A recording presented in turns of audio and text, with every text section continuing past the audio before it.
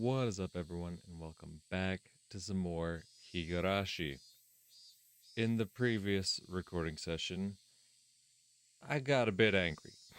I got a bit irritated at the actions of our protagonist here. So much so that it kept me from recording more videos. The first day, I tried to record again. I got up, had my breakfast, sat down on my computer, and just said, no, I don't have the patience for it to do this again. I just didn't have the patience for it, so I'm not even gonna try it. And then yesterday, I got up, got ready to record. Same thing, had my breakfast, got ready, sat down, and I started recording. And then I got to the point where I, usually recap the previous events of the last recording I did, and I got myself worked up again. Because as I started talking about the previous events, I started to get angry again. I started getting irritated again, and then I realized I was starting a recording already in a very foul mood, and ultimately decided to cancel it before I had the opportunity to play any further. And some of you were not very happy with my reaction to Keiichi's actions. The previous recording was actually the first video in this playthrough to get disliked, which is fine. I'm not saying they all need to be liked. That's fine. But I'm guessing the people who disliked the video shared a sentiment as one of the commenters who said that Keiichi isn't dumb, he's just desperate. But the thing is, those adjectives are not mutually exclusive. He is both. I think he is absolutely both. Just because you do something dumb out of desperation does not mean that that action is not dumb. It is still dumb. It is just something dumb done out of desperation. Now, maybe it's because I didn't directly point out that Keiichi was desperate in the previous recording. I just felt that was obvious. But I'm well aware that Keiichi is desperate. That's very clear. That doesn't change his actions from being dumb, right? The first two incidents, I feel like you could call just reckless if you wanted to take an unbiased approach to it, right? I feel like with him snapping at his classmates and then him not being able to, restrain himself at the Hojo residence, you could call that reckless, right? That's him acting without thinking, right? Acting purely on emotion, not putting any brain into it. You could call that simply reckless, and say me calling him dumb is a very biased take to have, sure. But I think the following scene, you could absolutely call him dumb for. When he comes up with his little plot to essentially kidnap and hold Satoko hostage at his house, he himself does think, he thinks about it. Oh, he thinks about it. But when he thinks about it, he realizes all the holes and flaws in his own plan, and even after acknowledging these holes and flaws in his plan, he goes, well, I'ma still do it anyway. So I don't know what adjective you'd use to describe that sort of action. It's clearly, he's trying to do something. I understand that because he's desperate. But going through with a plan that you know is full of flaws and holes is something I can only call dumb. Regardless of how desperate your circumstances may seem, it's very dumb. It truly, truly is. But with all that said, let's just jump right back into it. Where we had last left off is shortly after that last scene where he had his little thought about kidnapping and holding Satoko hostage, and then he fell asleep, and this is us when he wakes up. So without further ado, let's jump back into it. It was hot. There was a thin layer of moist sweat on me. The voices of the cicadas permeating my room were somehow grating to my head. で、今日、日曜日じゃないよな。I remembered today was a weekday and quickly brought myself to consciousness. And then, finally, I leapt out of bed. The clock read a little before 10. I was totally late. When I wandered downstairs, my mom would get mad at me. There was nothing I could do, though. After reviewing the schedule for the school day for a moment, I suitably rearranged the stuff in my bag. I hurried and got dressed and then went down the stairs. There was no sign of my parents anywhere. Maybe they went out somewhere together. So that's how it was. My mother had probably woken me up once this morning, but then I fell back asleep without remembering it. And my parents, thinking I'd gone to school, left. Something like that probably happened. I went to the front door, and as expected, it was locked. Looked like I was right. It was further evidence of my speculation being correct. When I realized my parents weren't here, I suddenly felt less like I had to rush to get to school. There was one portion of breakfast left in the dining room. Probably mine. The milk they'd poured in it had gone warm since a while ago. When I realized how hard it would be to sneak food for Satoko. Yesterday, I had cried. Well, thinking back on it, food wasn't the only issue in that regard. I wasn't in a position where I could care for Satoko by myself anyway. It's such a heavy thing just to save a single person. I'd seen this on TV and in comics all the time. Those feel-good words about how you'll save your friends for sure and such. Was that why I ran my mouth like that, swearing to save her, because I wanted to feel good about it? No, that absolutely wasn't true. Because the fact was I couldn't save her. Because I didn't want to think like an adult. Like I couldn't do anything but watch.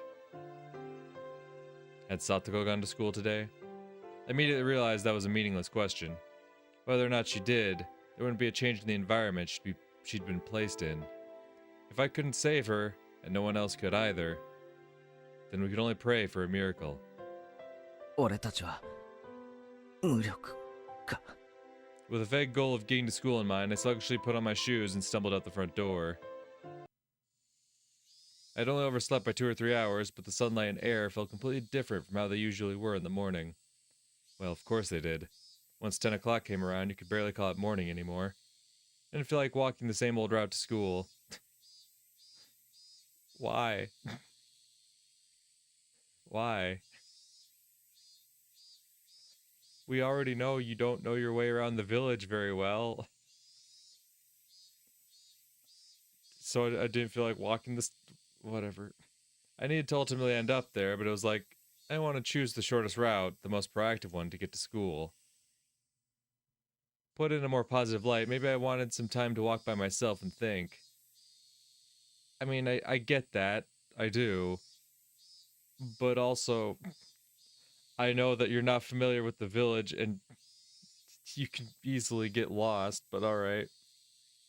I had to go to school. Probably to make sure Satoko was safe. But I hadn't come up with any plans yet. Nothing since last night. So the path I took from my house was in the complete opposite direction. If I went this way, I'd pass Reina's house, and the dam site. It would be quite a detour. I calculated how long of a detour it would end up being, then satisfied with the answer, I started to walk. Reina had brought me to the dam site a few times. One section of it turned into an unlawful, oversized garbage dump, and Reina really liked going fishing for junk in there. Without that, she'd come off as a completely normal girl, too. I can think of a few other qualities she could do without, but whatever. The view quickly opened up wide, and I was hit by a strong wind. There was no shelter here at this big dam site. Maybe it was a good thing I came here, I thought. At the very least, it was more healthy to think about stuff in a place like this instead of my cramped bedroom. I took a deep breath and filled my lungs with the rich, cold air unique to Hinamizawa. I turned around reflexively. It was a bicycle bell. Considering where I was standing, I don't think they were trying to get me out of the way. They'd rang the bell because they wanted something from me. いやあ、申し訳ないね。 Oh, shit. Long time no see, bud. 君、ひなみ沢の人だよね。そうですけど。 I've seen this person around a few times. Right, I remembered. His name, I think, was Tomitake, a freelance photographer who lived in Tokyo. He would zealously visit Hinamizawa every season to take pictures, or so Mion and the others told me, I think. 古出神社ってここからどう行けばいいか教えてもらえないかい？マップを宿に置いてきちゃったみたいでね。困ってたんだよ。ここから神社ですか？I knew everything was in my head, but explaining how to get there was difficult. I was a little irritated at having been bothered for this. When I realized it meant my detour actually meant something, that feeling faded quickly. 教えてもいいですけど、ちょっと口で説明するの一緒でよければ連れて行ってあげますけど。え、それはかたじけないね。助かるよ。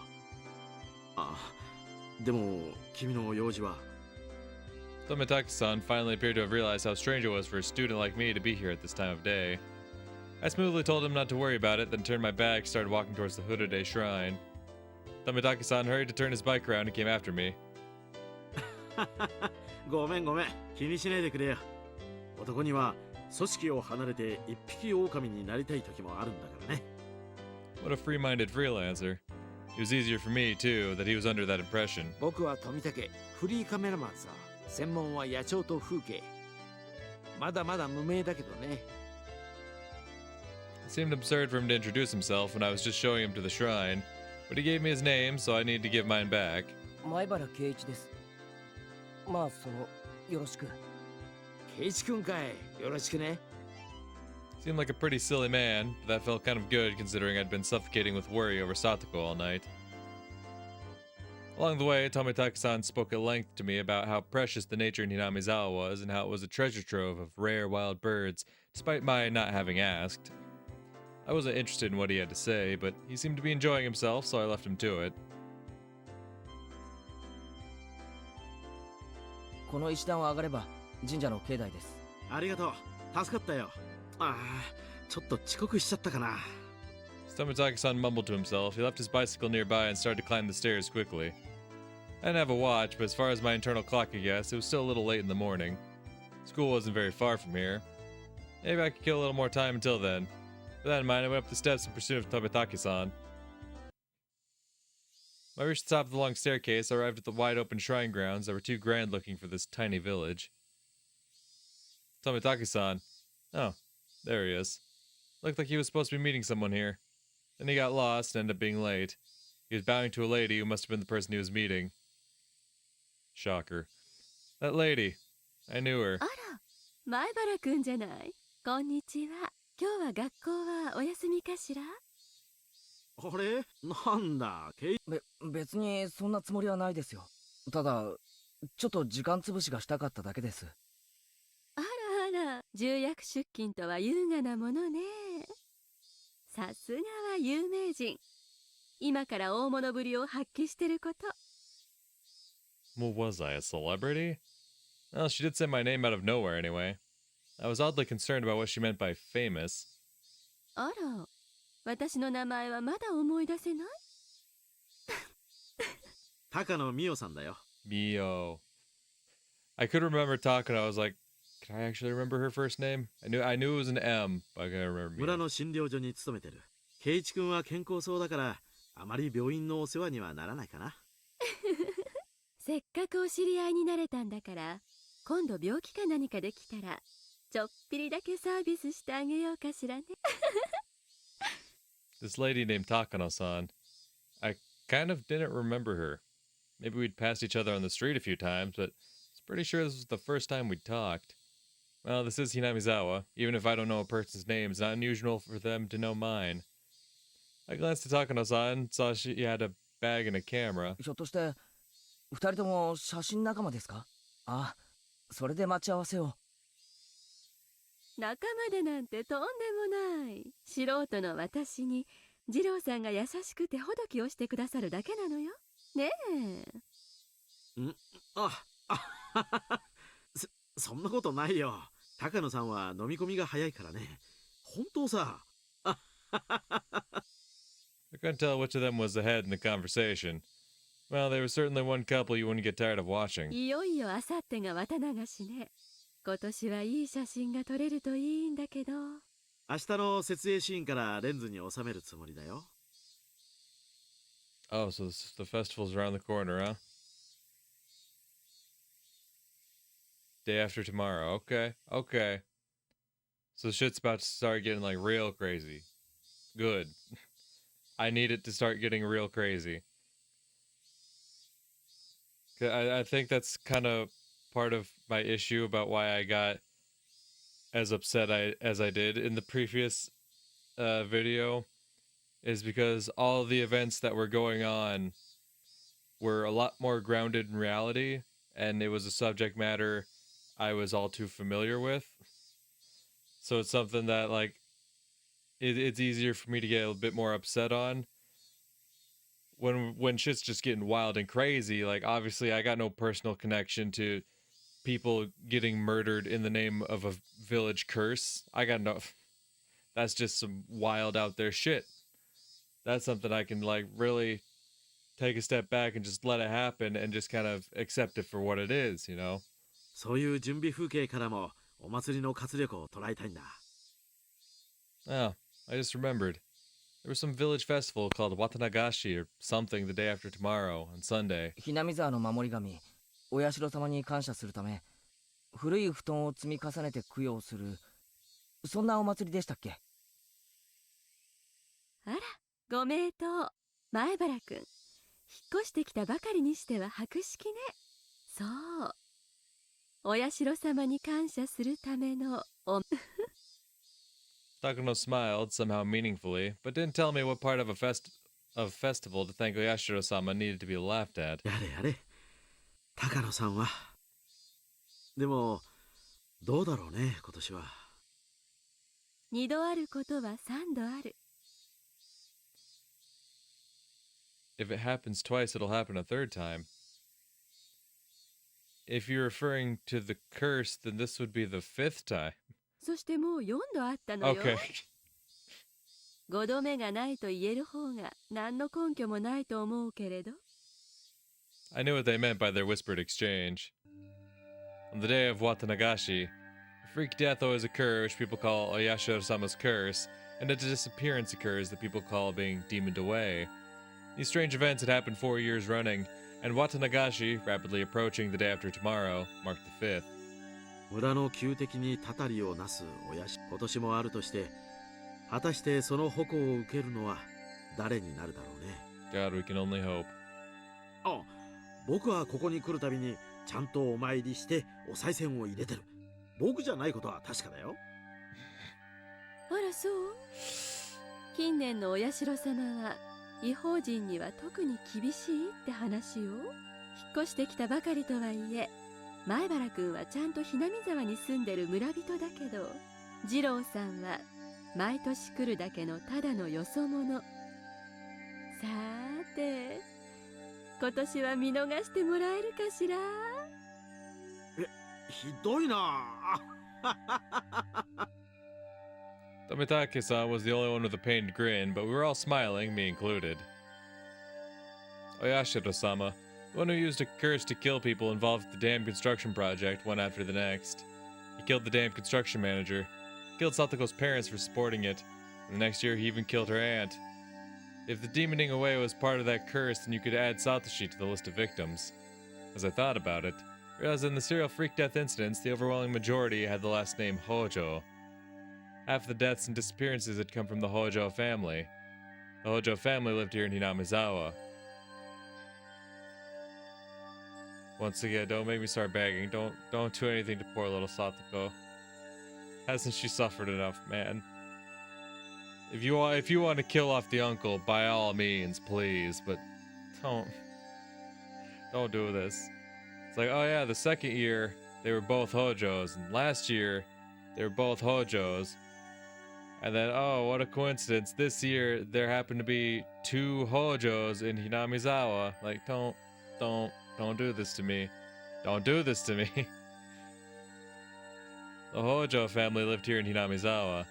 That mean Oyashiro-sama punished and cursed them particularly harshly because despite that, they had been in favor of the dam? サトコのおじが帰ってきたって話は聞いてますか？ Takano-san, who had been enjoying a few words with Tomitake-san, was caught unaware about my sudden inquiry. あ、ごめんなさい。今なんて？あ、いえ、サトコの両親がたたり殺されて、おばもたたり殺されて、だったら順番的には次はおじの番かなって思ったんです。去年のたたりでおばが無残な死に方をし、それに恐れをなして町に逃げていたやつですよ。お社様は確か村を捨てて逃げ出そうとするのは許さなかったですよね。I hadn't intended to be quite this persistent. But see, he's hope. That's hope born out of desperation. He's desperate for something to happen, so he's hoping that the uncle will end up one of the fucking sacrifices. The unfortunate thing that I don't think he's thinking about is that if it's been taking out 2 Hojos wherever they can, well, there's only one other Hojo. But those words, they just flowed out of my mouth without me thinking about it. Yeah, that happens a lot with you. Right. Oyashiro-sama's curse. I didn't believe in something so unrealistic, of course. But the fact was that every year, unfortunate accidents and incidents happened to enemies of the village. Like Takano-san said just now, it happened 4 times. No one could say there wouldn't be a 5th. ふーん、面白い説ね。確かに過去の犠牲者を見れば北条姓が多いのは事実。その延長として考えれば、今年は叔父が死ぬか消えるかする可能性はもう高野さんは起こるかもしれない不幸を笑うのは良くないよ。ごめんなさいね。でもお社様のたたりは私のライフワークだし。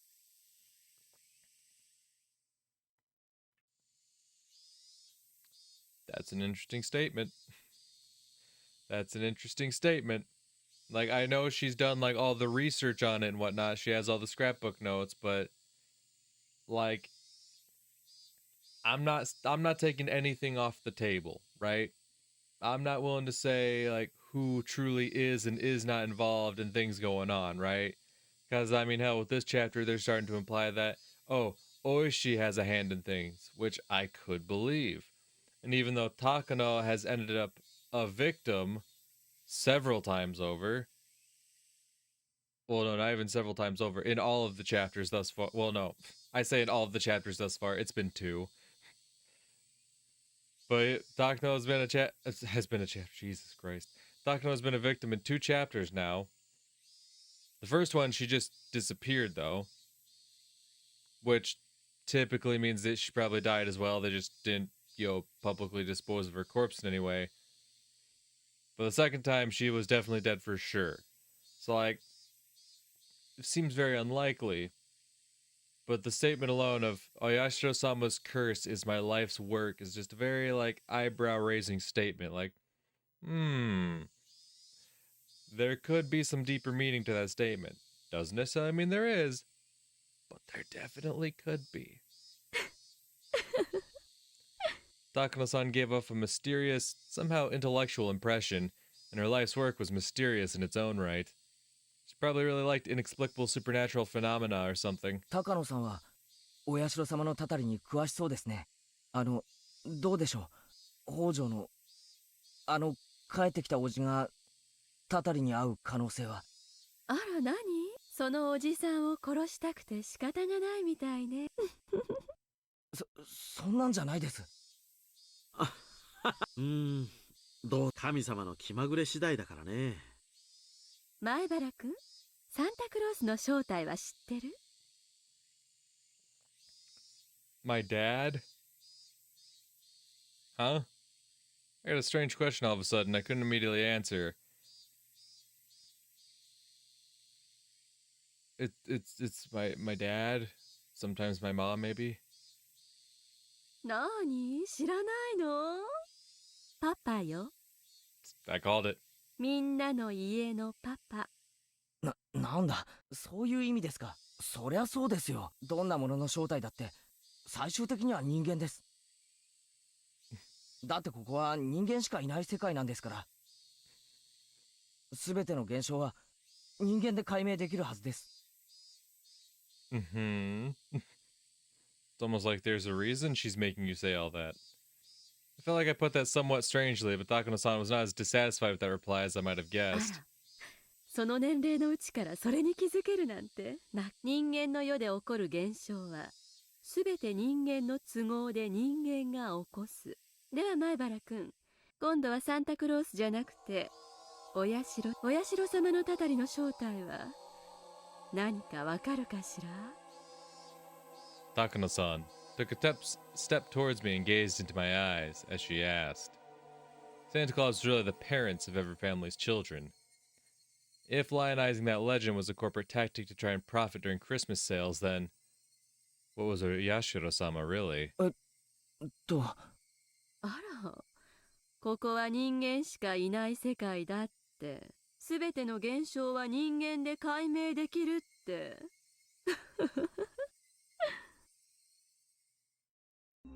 圭一君、ここだけの話だよ。高野さんはね、お社ひなみ沢の村人が何かの儀式に基づいて行っている人為的殺人事件でないかと見ているんだよ。誤解しないでね。私はそれに至る教義や思想、文化を民族学的見地から研究することがライフワークなの。別に犯人が誰かなんてことには全く興味がないのよ。そこだけ勘違いしないでちょうだいね。I could tell only that she was saying some crazy stuff. To use a food analogy, like you'd force feed a duck to be fattened, she forced her words down my throat. That's what it felt like. そもそもそれを理解するためには、ひなみ沢村が鬼ヶ淵村と呼ばれていた古代にまで遡らなければならない。Oh, we're getting the whole history again? 鬼と血を交わらせたと信じる犯人犯気の仙人たちが。Takano-san, having entered her home field, leaned forward and began to speak of ridiculous matters. Tametaki-san realized she was overawing me and interrupted for me. 高野さん、その話をいきなり圭一君にしても、ほら、彼も面食らってるよ。あら、そう？続きに興味があったらいつでも言ってね。前原くんくらいの年頃の男の子が好きそうな。ありがとう。気が向いたらそのうちに。Yeah, if I feel like it, I'll definitely hit you up. For now, I softly and safely gave my refusal. Takano-san seemed a little unhappy that Tomitaka-san had rained on her parade, but she stopped talking about it then. Even so, it's still a very interesting story.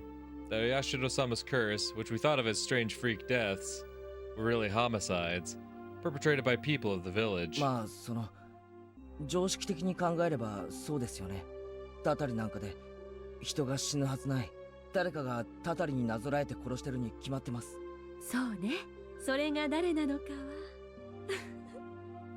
は I mean, 研究しない方が無難ね。it is absolutely safer not to try to find out. 高野さんは知ってそうですね。証拠はないまでも確信を持っているくらいには。あら、どうしてそう思うのかしら？ I just kind of felt it vaguely. It didn't seem like her extreme passion for this research would calm down just because these things were taboo or because it was safer and easier. This person loved walking through the profound, forbidden abyss of risks and taboos. それくらいにしなよ、圭一君。せっかく助けてあげたのに、またお社様のたたりの話が始まっちゃうよ。涼しいうちに散策に行きたかったのにな。Tomitaka-san seemed a little disappointed not to be able to go on the date he'd planned since I'd brought up a weird topic. But right now, there's something I wanted to ask just for a little bit, and that was about whether Satoko's uncle will be chosen for the curse this year. Okay, Keiichi. I get it. Believe me, I get it. You've already asked this. And I don't think no amount of asking is gonna change what she tells you. Because even if she were involved, I doubt she would come straight out and tell you. You're just kind of making yourself look more and more suspicious. Like, is her uncle gonna die though? Hey, so do you think her uncle's gonna die though? Oh, there's humans behind the curse? Yeah. So do you think they're gonna kill her uncle? The people behind it, do you think they'll kill her uncle? Like, Keiichi, you need to. Once again, I get it. The boy is desperate. I acknowledge it, but like, we need to use our brain here, Keiichi. If he was, then another miracle would happen, just like last year. A terrible incident would happen again, but it would release Satoko from her unfortunate circumstances once more. まあ、もちろん、おそらくあの辺りの人たちが関わっ鬼ヶ淵村の歴史を研究していれば、自然と至る必然的結末。それは誰です？ What would I do if I knew? I asked that question to the other me deep inside, but got no reply. 熱心ね。それを知ってどうするつもりかしら？別に。知ったらあなたにも危険が降りかかるかもしれないわよ。 Poor Tobitake. we lead him to the shrine, guys. Like, oh, thanks, dude, appreciate it. And then he's like, all right, time to go on a date with my freaky little woman.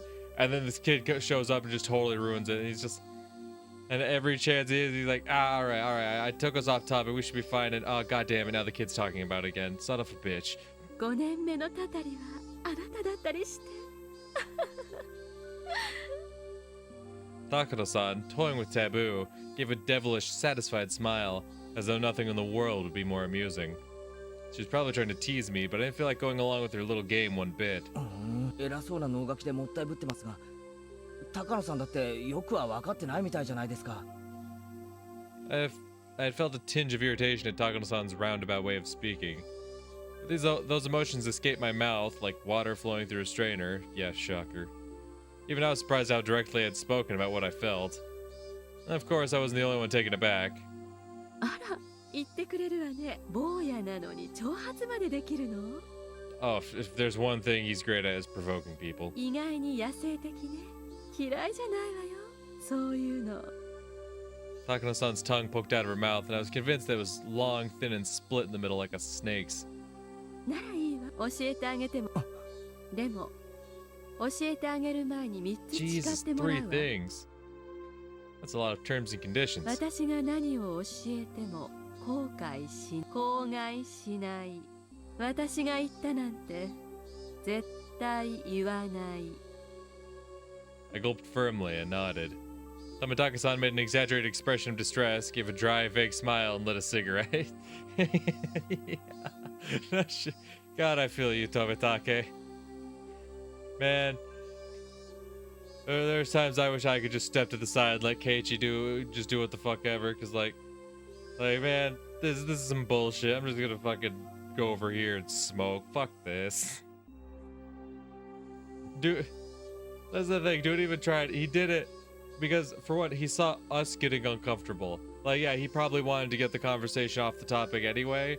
Like, he saw Keiichi getting all confused and uncomfortable. He's like, whoa, Takano, maybe ease up for today, huh? The kid's clearly all confused and whatnot. And he's thinking, yeah, that's the perfect excuse to, get out of this. And then fucking Keiichi's like, oh, but what about this? And like, god damn it, kid, what are you doing?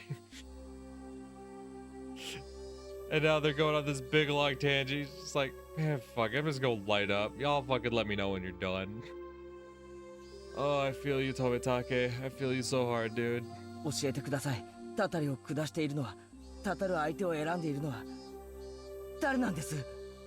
After I said that, finally realized what I wanted to know. I'm pretty sure you've already pretty much acknowledged why you wanted to know. You said you want the miracle to happen. So you think if you find out who's in charge of it, you can convince him.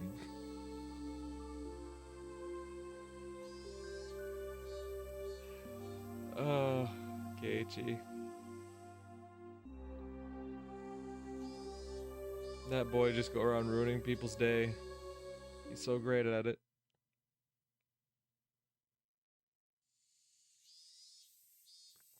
Many of my classmates were playing freely in the schoolyard. A few of them had just run out of the school building after putting on their shoes and tapping their toes to the ground.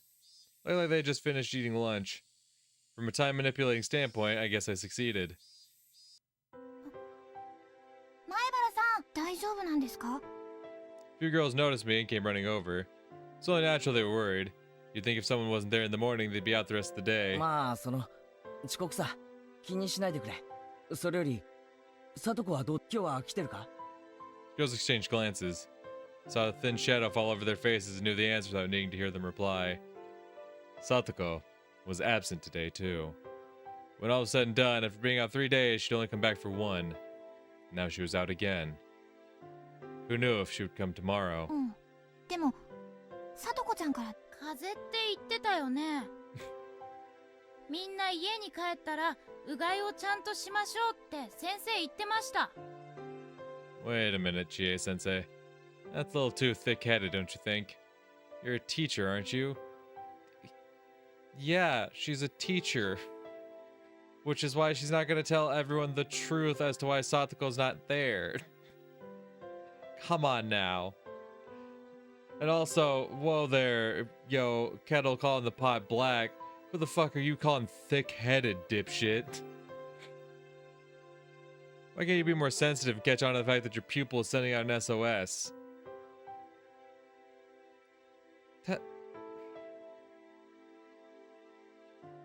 Keiichi, no. I have a cold is not an SOS. Obviously, Chie knows what's going on. Of course she does. Everyone in Hinamizawa knows what the hell is going on. Irie straight up told you that if Satoko won't fucking, speak on it herself, if she herself will not come forward with it, nothing's going to happen. So calling the teacher and saying, ooh, I have a cold, is not her sending out for help saying, come get me. Everyone knows why she's really gone. But that's just her coming up with a bullshit excuse so that it's not even more obvious what she's going through. Because she's trying to, do her best to cover up what's actually going on. But even if she did, there was nothing we could hope for. The most she could do was a home visitation. She didn't have any right to take Satoko from her uncle into safety. Uh-huh. No matter the result, it would end up just like the public agencies, with a wait-and-see attitude. It would just piss Satoko's uncle off, and her suffering would only grow deeper. Then wasn't saying she had a cold the best option? そうだな。みんなも風邪に気をつけろよ。 God damn it, I hate this so much about Yukeichi. This happens all the time. He comes up with some bullshit, and then he himself realizes he just came up with some bullshit. It's like,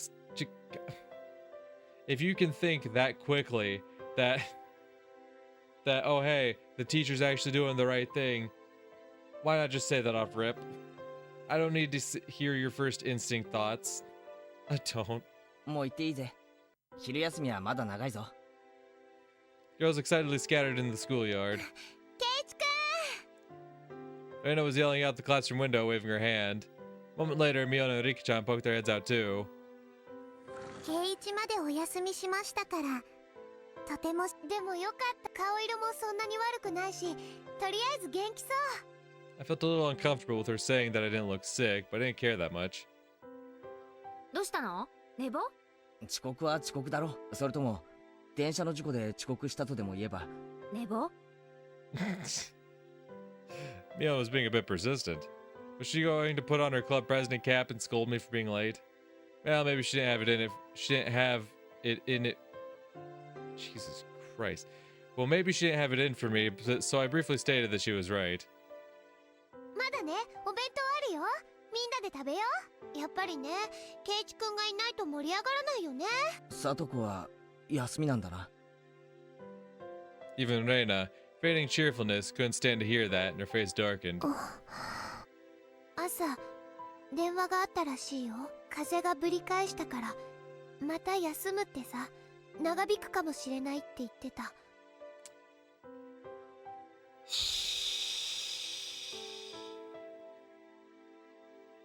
Alright. かわいそうなので、みんなでお見舞いに行こうという話が出ていますのですよ。Oh. Whoa. Ooh.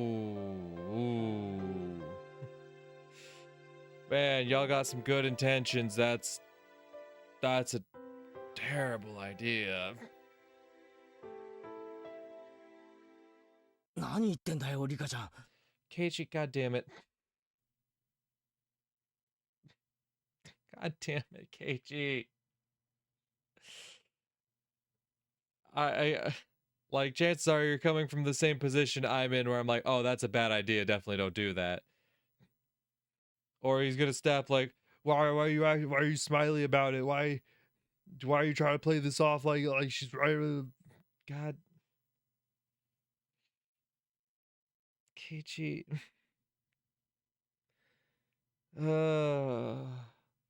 Keiichi, I see. It's times like this he opens his mouth. I don't want to go any further. I just want to be like, can we just jump ahead? Can we just jump ahead to where this conversation's over? Because I know it's just gonna get us fucking nowhere. Not pleased with Rika-chan wearing a wide smile as though it was a happy occasion, I threw cold water on her. Why? Why? I agree that it's not something happy, but why? Why? Just because just because you're fucking depressed, everyone else has to show it too? Like, yeah, everyone else is going through some shit too. But fuck. Just because everyone else can keep their emotions on the inside, like, and especially you're gonna fucking talk shit on Satoko's best friend, like she don't know what's going on, like she don't know the severity of the shit that's going down. I'm like, come on, man. See, this is some dumb shit. サトコが風邪なんかじゃないことは俺たちが一番知ってるだろ。 Of course we do, dumbass.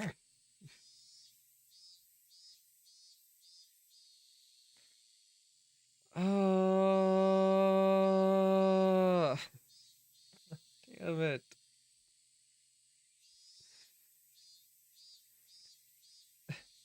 And like, I don't even know if you could chalk this one up to him being desperate. What? He's desperate for everyone else to be fucking depressed about it. He's desperate for people to mirror his own feelings. Like, no, he's just being a fucking asshole for no good reason. There's no good reason to be like this.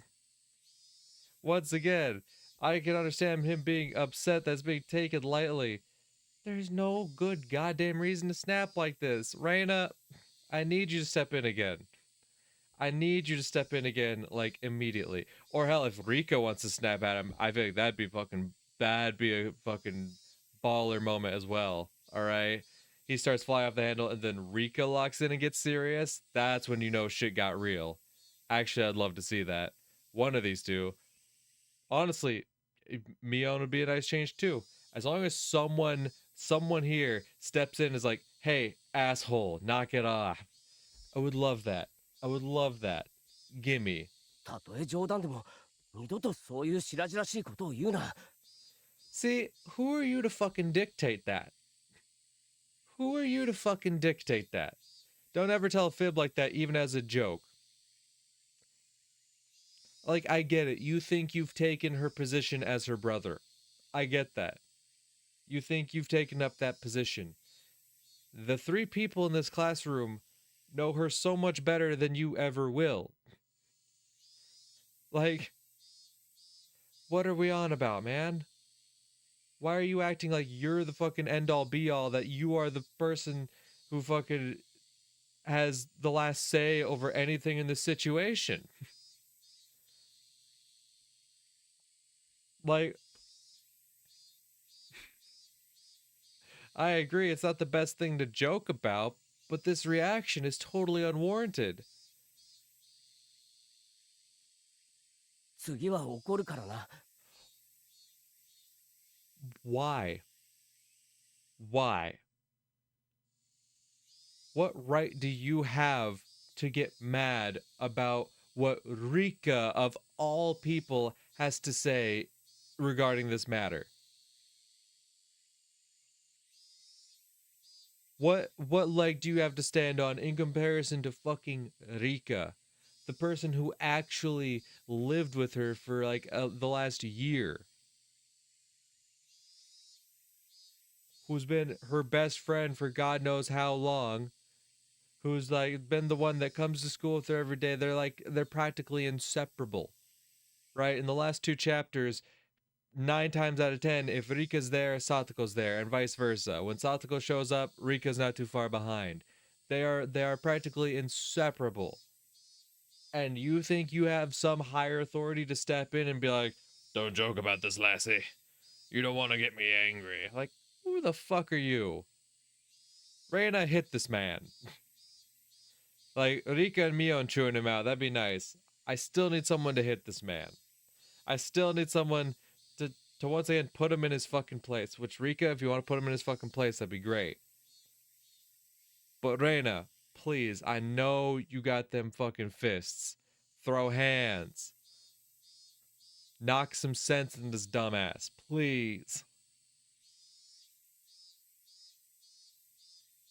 Rika-chan furrowed her brow, looked down, and mumbled an apology. She shouldn't have to. She should. See, that's not what I want to see. I don't want to see Rika sad and shit like, oh, I'm sorry. I want to see Rika bending the knee to this fucking dipshit. I want to see Rika lock in and her face gets like angry. That's what I want to see. I want her to fucking snap on Keiichi. Like, oh, you think you know? You think you get to get all fucking upset at this bullshit? You think you're something special? Like, just fucking tear into him. Please. Mion, I don't know where you disappeared to, but like, sneak up behind him. Knock him the fuck out. Concuss this motherfucker, please. 圭一君だけじゃないよ。みんな辛いよ。俺だけが悩んでるなんて思ってない。 But you think you're something special. I know I'm not the only one worrying, but I'm something special, right? So y'all gotta fucking bend the knee to my whims, right? Because you think you something special. Right? You so fucking full of yourself about this shit. No, I'm the Nini, alright? I'm the Nini. Alright? So when it comes to Satoku, y'all gotta listen to me. The guy who's been here for like a month. Y'all gotta listen to me. I am the final say regarding this subject matter. Like, fuck you. でもみんな何もできないのは本当だろ。それはそうだけど。Yeah, that's not a free pass to be a fucking dick. でも。 Got the feeling I would cause another fight if this exchange went on. So I apologize first. ごめん、謝るから今の話は忘れてくれ。辛いのはみんなも同じだよな。ああ。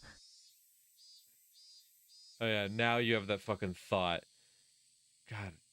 Ugh. It was at least clear, however, that I was the only one who had worried so much about rescue her.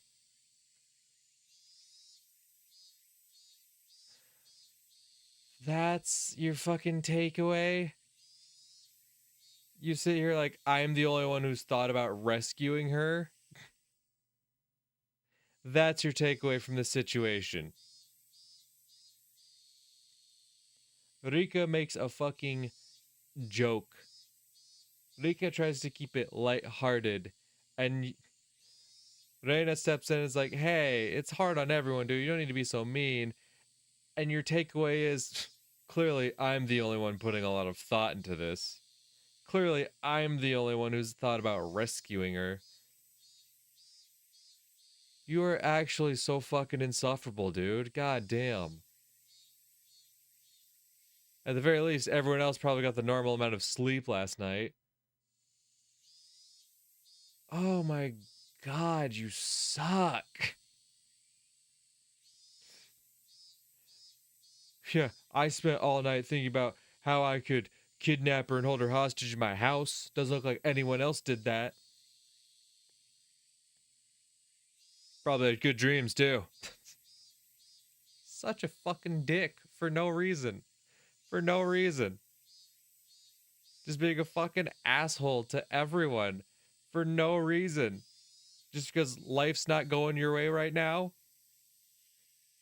Just because there's something that you can't personally fucking have a hand in and putting a stop to. All of a sudden you gotta make it everyone else's problems. All of a sudden everyone becomes your fucking enemy because you're sad. Because you're frustrated. And all of a sudden you gotta turn your homies into ops over it. Like, what the fuck is your problem? Genuinely, what the fuck is your fucking deal? God damn. They definitely hadn't stayed up all night thinking so desperately. Yeah, and what did you staying up all night thinking so desperately actually help? How did it help the situation? So clearly, if that's such a good thing that you stayed up all night thinking all night long so desperately. Clearly that helped in some way, right then? If that's something you can hold against them, that actually helped us in some capacity, right? Where's the fruits of your labor, bud? All you did was wind up late coming to school, and you ran into Tometake and Takano. What good? What good did it actually do? What good did it actually fucking do? By all means, enlighten me. 登校してきていきなりこんなこと聞いて気を悪くする。ケイちゃん、今日遅刻したよね。さとこが今日欠席したこととは関係ある？は？ミオ、お前何の話してるんだ？ケイちゃんはたまにちょっとつ盲信なところがあるからね。 Very true. That's why she was pressing the issue so heavily when he came in, like, so did you oversleep today? And he starts making jokes. She's like, so you overslept today, right? Like, she's like, tell me why the fuck you are late. Give me a straight fucking answer. 今朝さとこと一緒にさとこを家から連れ出してどこかにかくまったんじゃないかって本気で思った。 Easy for you to say. If I could have, I'd have done that last night. Wow, what a fucking flex. Jesus Christ. Yeah, no, I wouldn't have done it this morning, stupid. Clearly, I would have done it last night. How'd you suck? None of them had really thought about how difficult that clear as day solution was.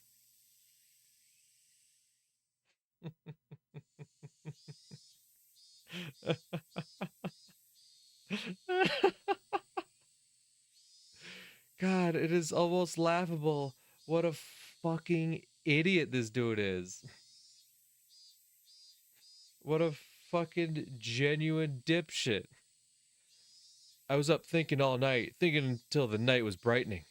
And then I concluded that I couldn't do anything of the sort. バカかお前、人間一人かくまうなんてできるもんかよ。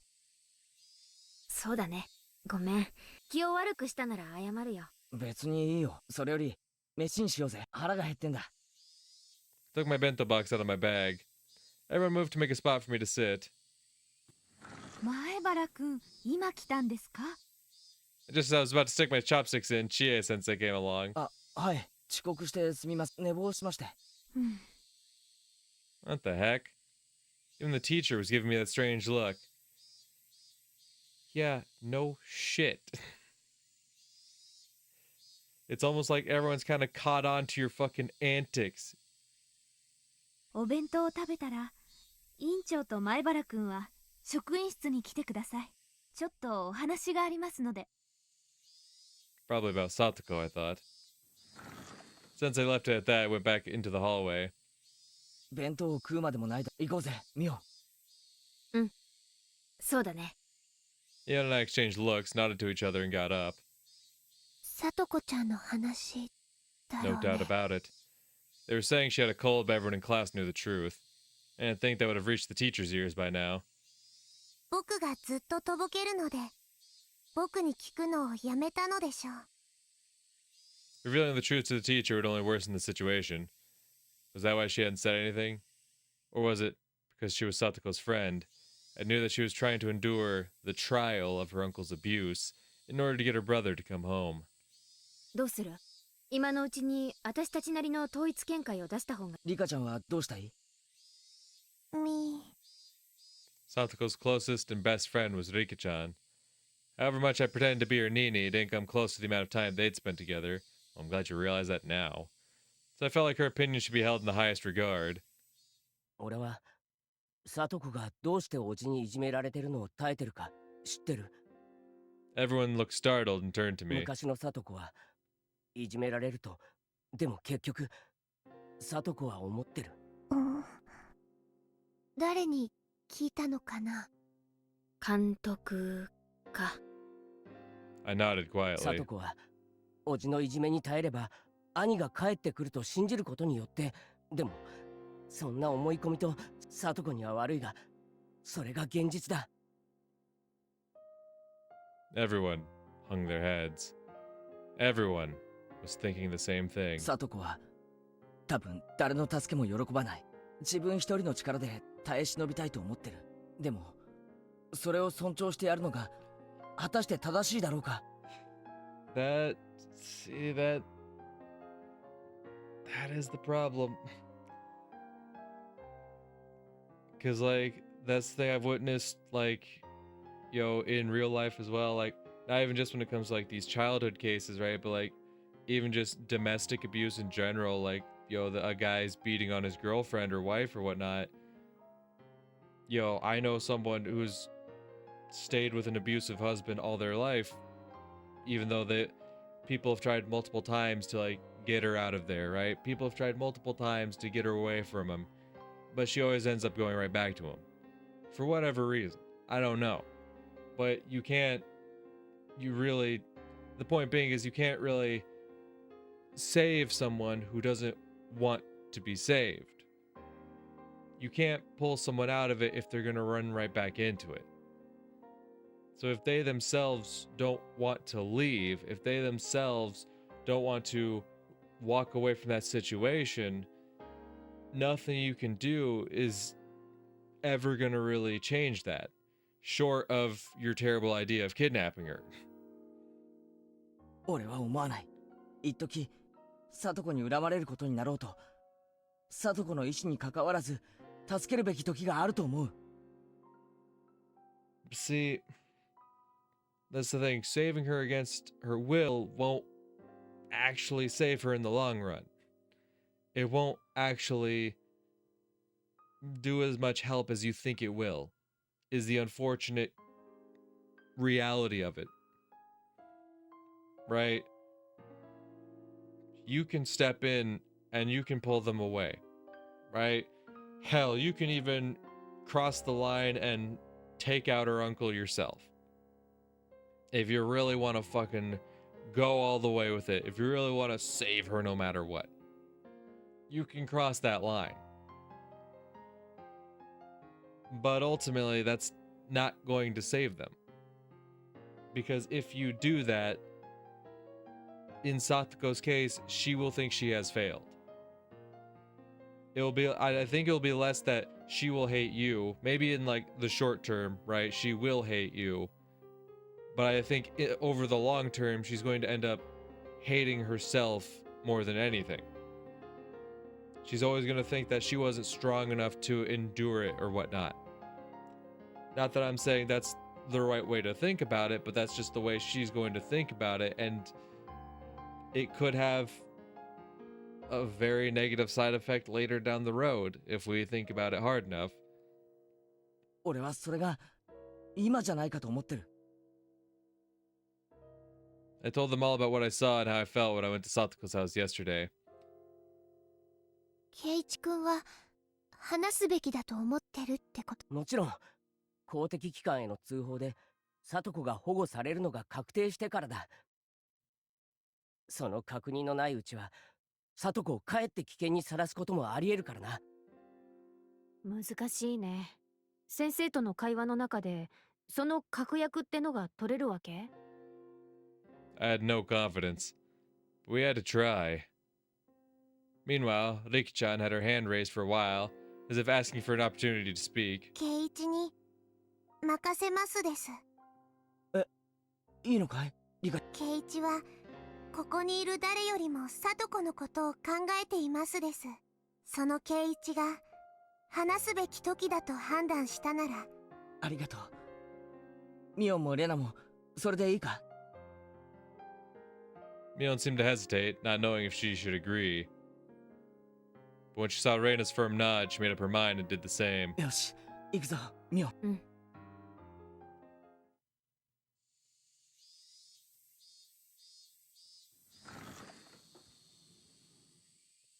Only Chie-sensei was in the teacher's lounge. We didn't see the principal anywhere. The schedule on the blackboard under the principal's name said training, going straight home. Our principal's sense of justice was too strong. Satoko's problems wouldn't be solved with something so vague. Maybe it was a stroke of good luck that he wasn't here. When the teacher saw Mion and I come in, she closed up her curry bento, saving the rest for later. そこへおかけなさい。She told us to take a seat in the chairs directly in front of the principal's seat. I hadn't sat in this chair since doing the paperwork for transferring in.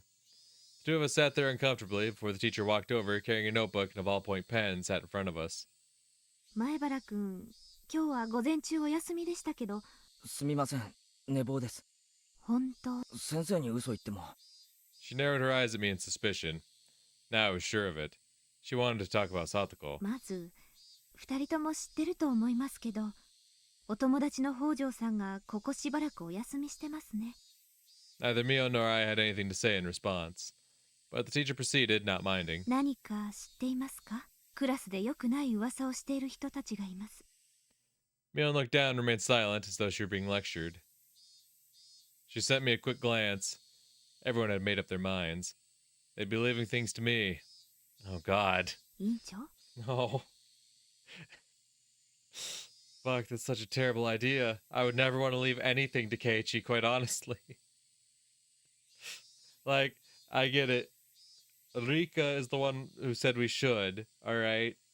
So it's like, at the end of the day, I gotta trust Rika's judgment.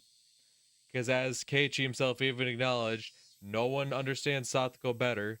No one is closer to Satoko. No one would know more about the situation than Rika. So, like, I gotta trust that if Rika says leave it to Keiichi, we should. But God, if I don't feel right leaving anything to Keiichi. Also, is that a... What the fuck is that lamp? I'm sorry, but what? Because that looks like an old-timey, like, genie lamp from, like, you know, the Middle East or something. I know, like, technically they're oil lamps, but still, it looks like a fucking genie lamp that's been, like, super glued onto an actual table lamp. What? I never noticed this before. What?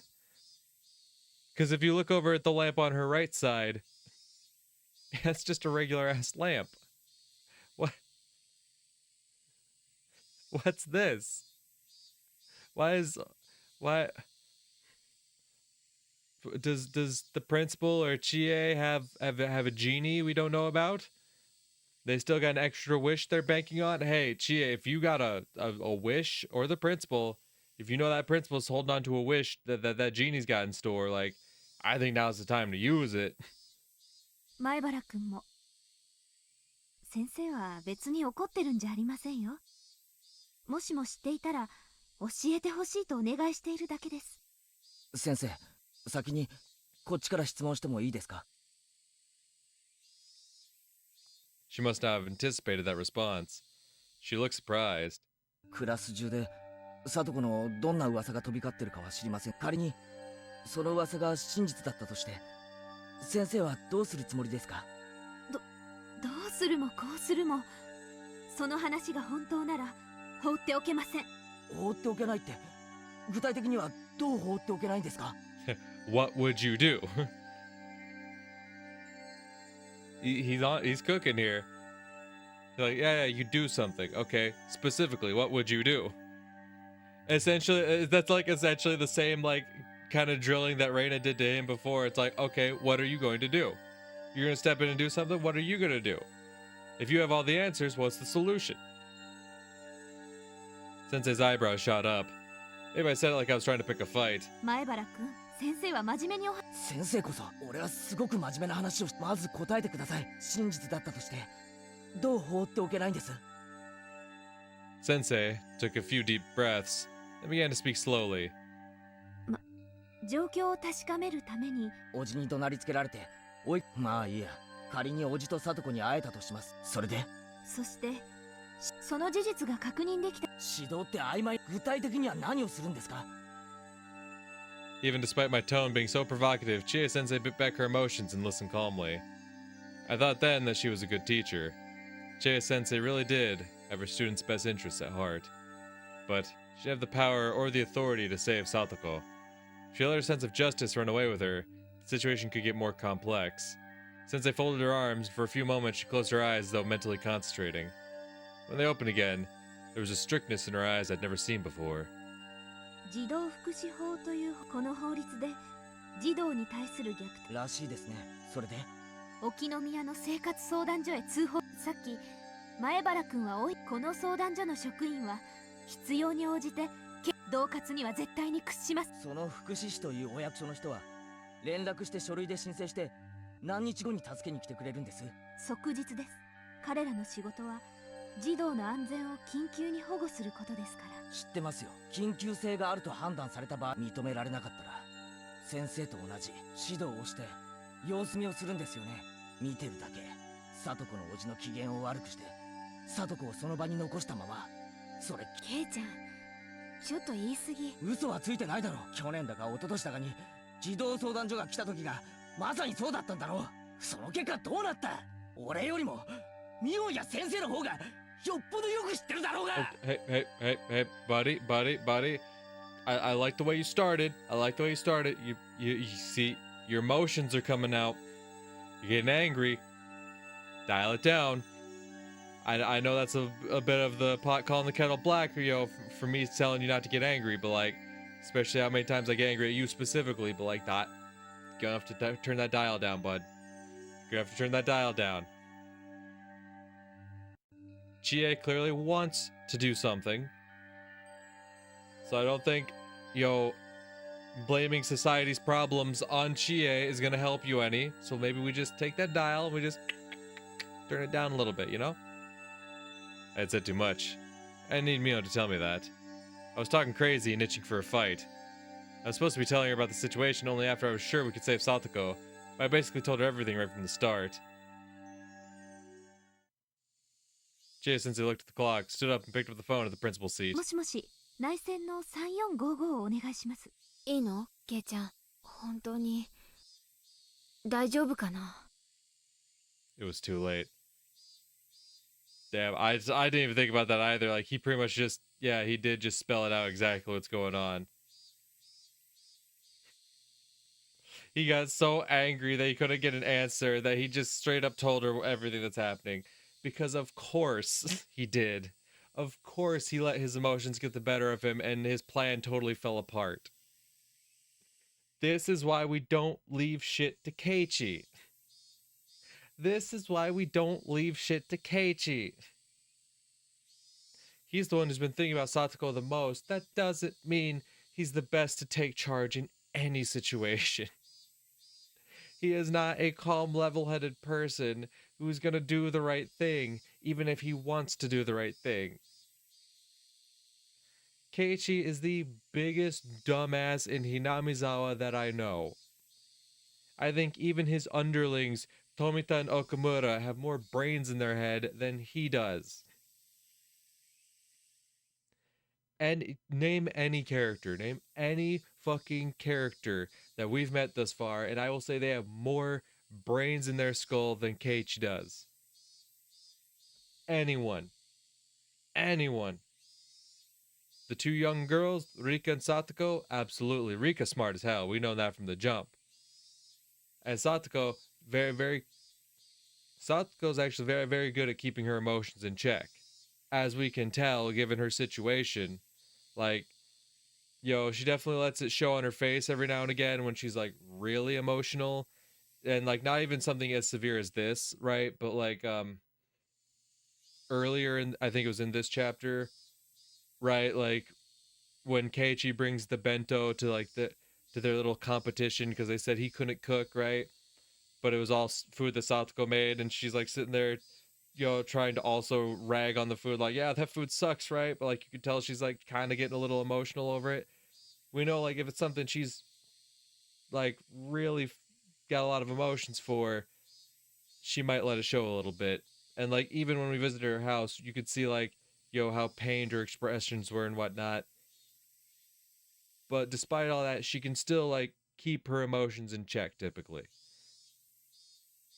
Typically, the only times, like, she does, like, burst out with emotions, right? When she bursts out crying, it's intentional because she's trying to gain, like, Reina's sympathy, right? Or she's trying to, like, get the teacher to chew out Keiichi. Like, Keiichi, quit picking on the young girls, all right? Like, Satoko knows how to keep her emotions in check. She knows how to stay pretty level-headed, and obviously she's smart as hell with all the traps she concocts and whatnot. Mion, of course, like that's the thing. Mion's like the actual leader of the group. If there's anyone who's been able to like keep their emotions in check and remain level-headed for the most part, it's Mion. Reina, she can get a little feisty at times. She can get a little crazy at times. She's definitely not as high up on the leaderboard as the other three, but I would even put her above Keiichi. She's definitely more level-headed, more able to keep her emotions in check, unless she's pushed too far, right? You have to really push her. With Keiichi, you just have to slightly inconvenience him, and he falls apart.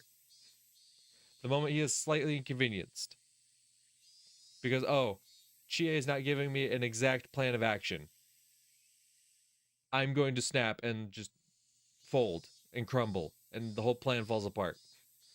That's the Keiichi method. That's the Keiichi method.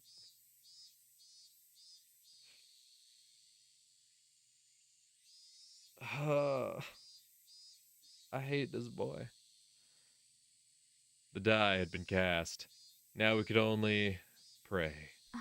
お世話になっひなみ沢文庫教諭の知恵と申しますが、指導室の渡辺主事はいらっしゃいます。はい、ええ。ちょっと急用がございまして、至急校長と連絡が取りたい。はい、お願いします。緊急とお伝えください。よろしくお願いします。The teacher put down the phone, tilted her head back and took a breath like I always did. 二人にクラスのみんなの噂は？はい、俺は昨日聡子の家に行って実際にどういうことになっているのか。あとは先生に任せてください。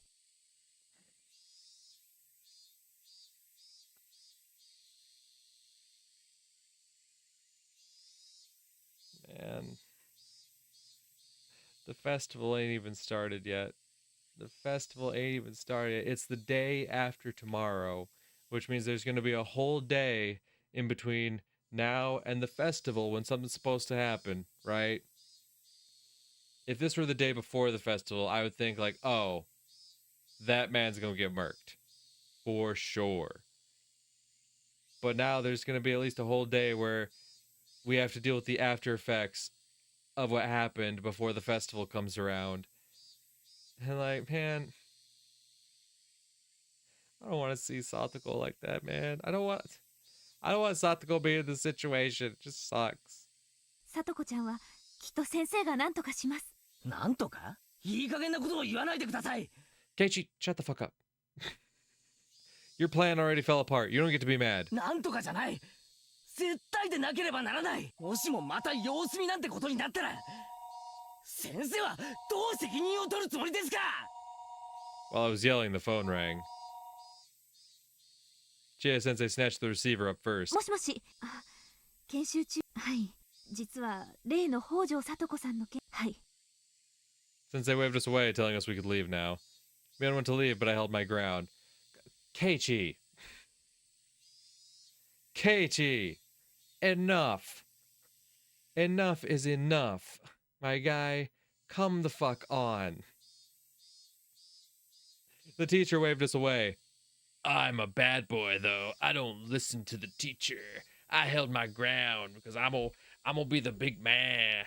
I'm gonna really take a stand here. God. I had a responsibility to make sure she stopped saying such vague, ambiguous things.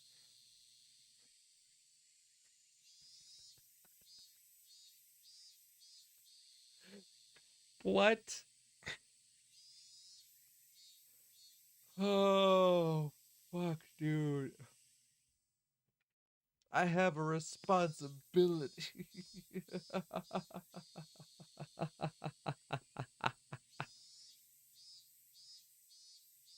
If it didn't look like she was going to say anything substantial, then I'd tell them the truth, even if I had to steal the phone from her. Oh, you're gonna eavesdrop on the conversation to make sure she gets the facts right? What the fuck ever, dude. はい。いえ、まだ相談所には。はい。まだ確認はしていませんが、クラスのこの話では。相当なんてもんじゃないぞ。 Keiichi, shut the fuck up. すぐにだ。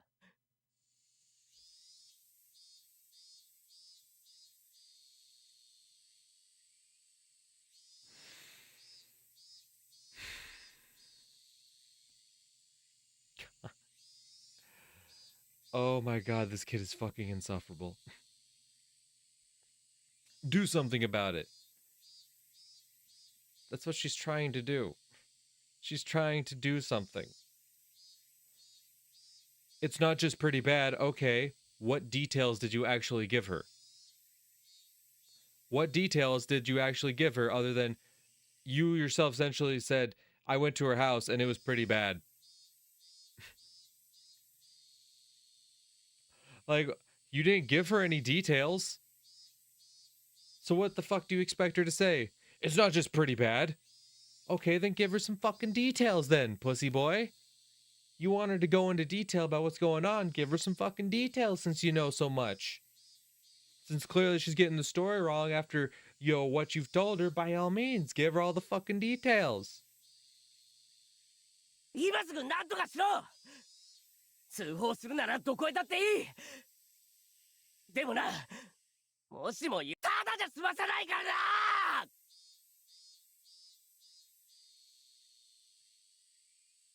I yelled angrily at Sensei and the principal on the other end. I wanted to somehow, some way, convey to them just how dangerous her situation was right now. それはちゃんと伝えますから。委員長、前原君を連れて教室に戻りなさい。あ、はい。行くよ、ケイちゃん。あとは先生たちに任せ。絶対だぞ。Until the very last moment, I glared at Sensei. Chie-sensei was feeling pressured by the likes of me. Idiot, this isn't the time to feel pressured. Now's the time when you give a firm nod to reassure me. Even so, we've already left things in her hands. At this point, we really can't do anything but pray. You don't shut the door to the teacher's lounge.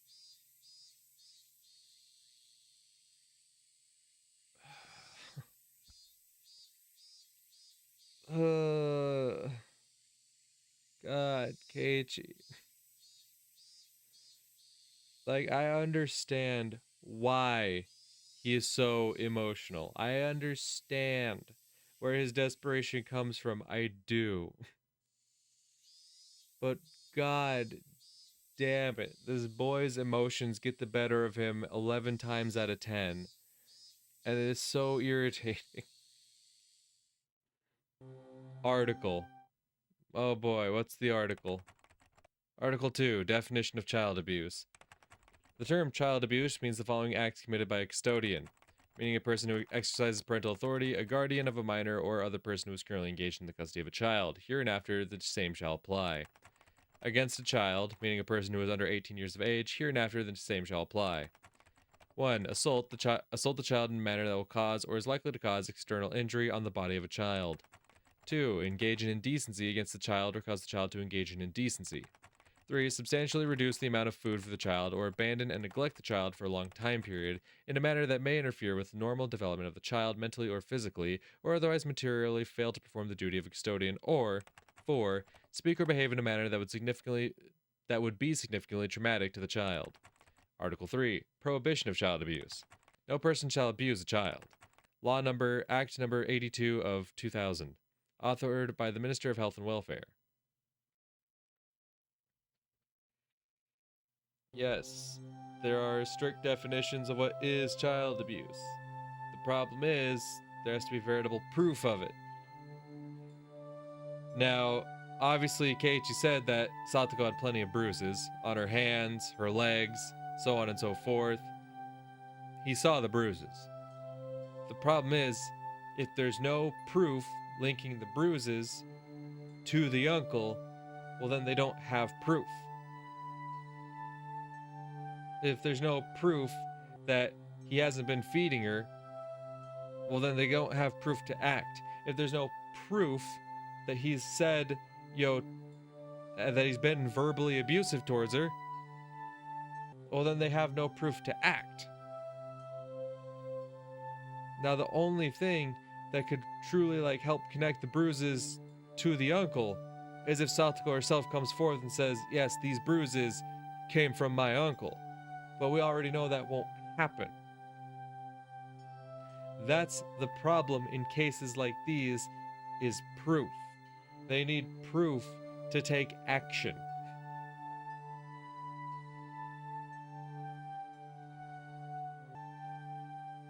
Statistics, oh boy. Year 19. Principal abusers in cases reported to the Ministry of Health and Welfare. Total, 5,352. Mother by blood, 2,943, 55%.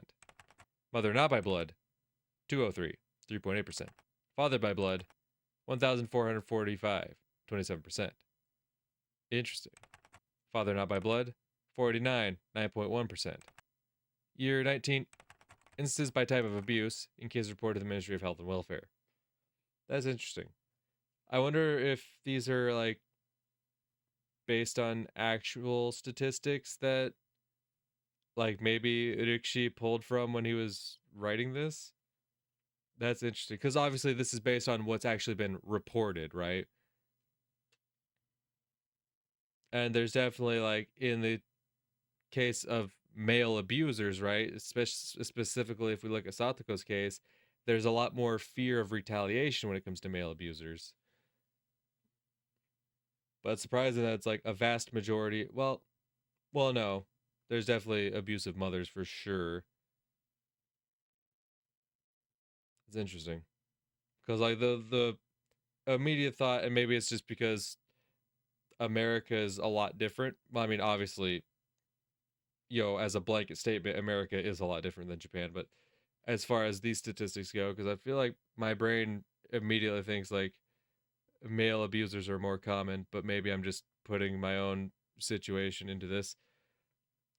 Instances by type of abuse. Physical abuse, 2,780, 51%. Yeah, that's typically what would get reported. Neglect, abandonment, 1,728, 32%. Makes sense.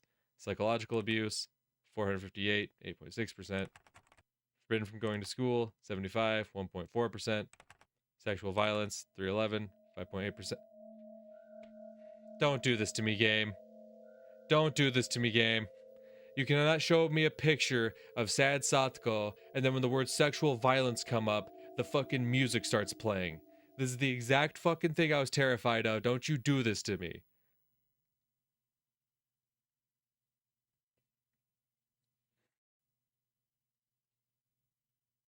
Don't you fucking do that to me. Don't you dare fucking do that to me. Don't. Fucking don't. No. Oh, I'm gonna get sick. Don't do it. Don't you fucking go down that road. The die of fate had been cast. Reporting to a public agency, which we kept being warned could instead result in something far worse for Satoko if we didn't have the evidence first. And just like that. Had I failed? Had I let my emotions get the better of me at that moment? Yes. I don't know for sure if you failed, for sure, but you absolutely got to let your emotions get the better of you. We'll find out, all right, for sure. If you did if you did fail, you definitely let your emotions get the better of you, but we'll find out for sure if you failed a bit later on. I do believe you have, but maybe I should have stayed silent, left everything to Mion since she had been relatively calm. Well, no, they said to leave everything to you. That was Rika's words. We gotta follow Rika's words. I do think you should have behaved more like Mion, but, I remember the punishment game where we had to badmouth Curry, and about how me saying anything would have made it worse, and Satoko told us to leave the talking to her. It was the same thing here. Yeah, I was impulsive, so maybe I should have just shut up and looked at the floor. Man, that would have been nice. But it was too late to lament it. The die I had thrown wouldn't be coming back into my hands. All we could do was pray for something good to happen. 圭一君は圭一君にできる精一杯をしたよ。だからあとは先生たちに任せようね。俺にできる本当に俺が死に物狂いに精一杯だったら、里子を夕べのうちに連れ出してどこかの廃屋にでもそうならなかったってことは、俺は精一杯じゃなかったってことだろ。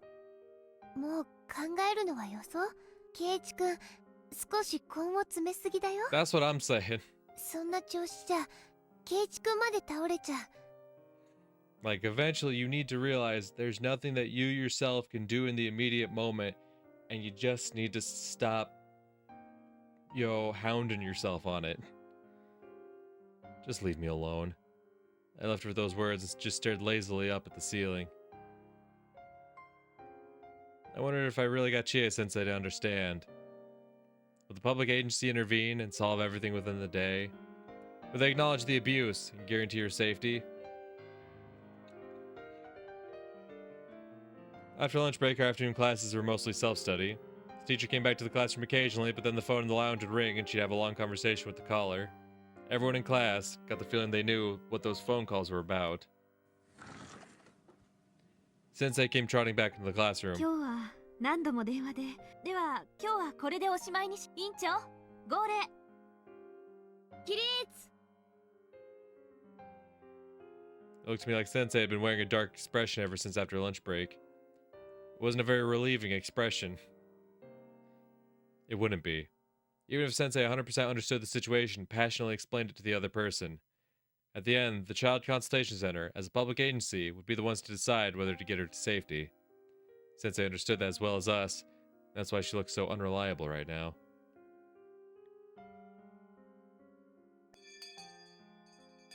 ケイちゃん、帰ろうよ。部活する気も起きないでしょ。みーちゃん、部活は誰がかけても面白くないよ。 Reina was right. It was no fun for us if someone was missing. If the teacher's expression had shown more promise, then maybe we could have gone home more comfortably. But I couldn't let myself feel relieved. I couldn't be naive and tell myself all I can do now is pray now that the dice have been cast. How is that naive? How is that naive? That is genuinely all you can do, realistically. Nothing short of your plan to kidnap her. Which, that's not smart, that's the exact opposite. Just in case, they didn't get her to safety and decided to wait and see again. Hey, I already poured oil on this fire, what's a bit more, you know? Like, Jesus Christ. I need to take further measures. No. No, you fucking don't. You fucking don't. Because it's not gonna help the situation. God damn it. I don't know who you think you are, alright? I think you've been reading a few too many shonen mangas, alright? Because you're not gonna fucking be able to step in and just take care of things. You're not that guy, pal. You're not Goku, alright? You can't just step in and be the hero and save the day. You're just some kid. Like, Christ. We've asked the people who could do something official already. Then there was one more place that was worth asking for help. She might laugh it off. Or I might be right, and I could be endangering my own life. But I'd try. Mio. Yep. Because Takano told Keiichi that she thinks the Sonozakis are behind it. Oh God. Oh God. Oh God. Keiichi. Keiichi. You think you could just walk up to the fucking big family in Hinamizawa and just act like you know everything that's going on and be like, hey, you know, or I'm guessing you're gonna try to play it subtle? No, that would require using your brain. I doubt it. But what, you're just gonna stroll and be like, man, you know, it'd be really crazy if, like, this year at the festival, her uncle died. What if he was the next one to suffer Oyashiro-sama's curse? What if that happened? Just gonna casually approach the subject like that? Like, fuck, I can only hope you approach it like that, because if you're as direct as you always are, good God. Hey, Mion, your family kills all the people for the Watanagashi, right? How about you kill her uncle next? See, it's so dumb to say something like that, and that's exactly why I can believe that Keiichi would fucking say some shit like that. 今日さ、お前の家に寄ってもいいか？ Oh my god, he really is gonna approach it like that.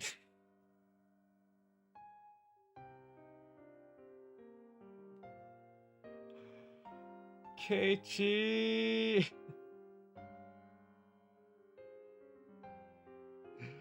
Oh, I hate this kid.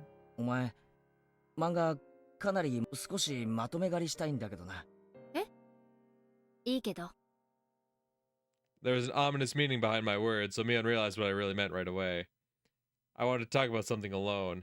That's what I meant. みーちゃん、ケイチくん、早く帰ろ Ren already had her shoes on and was waving to us from the schoolyard. Mion's house was gigantic in every way imaginable. The house itself was a vaguely old-fashioned traditional Japanese house, but the yard, I guess, or their plot of land, was enormous. It easily convinced me that they really were major landowners, with Hinamizawa under their thumb.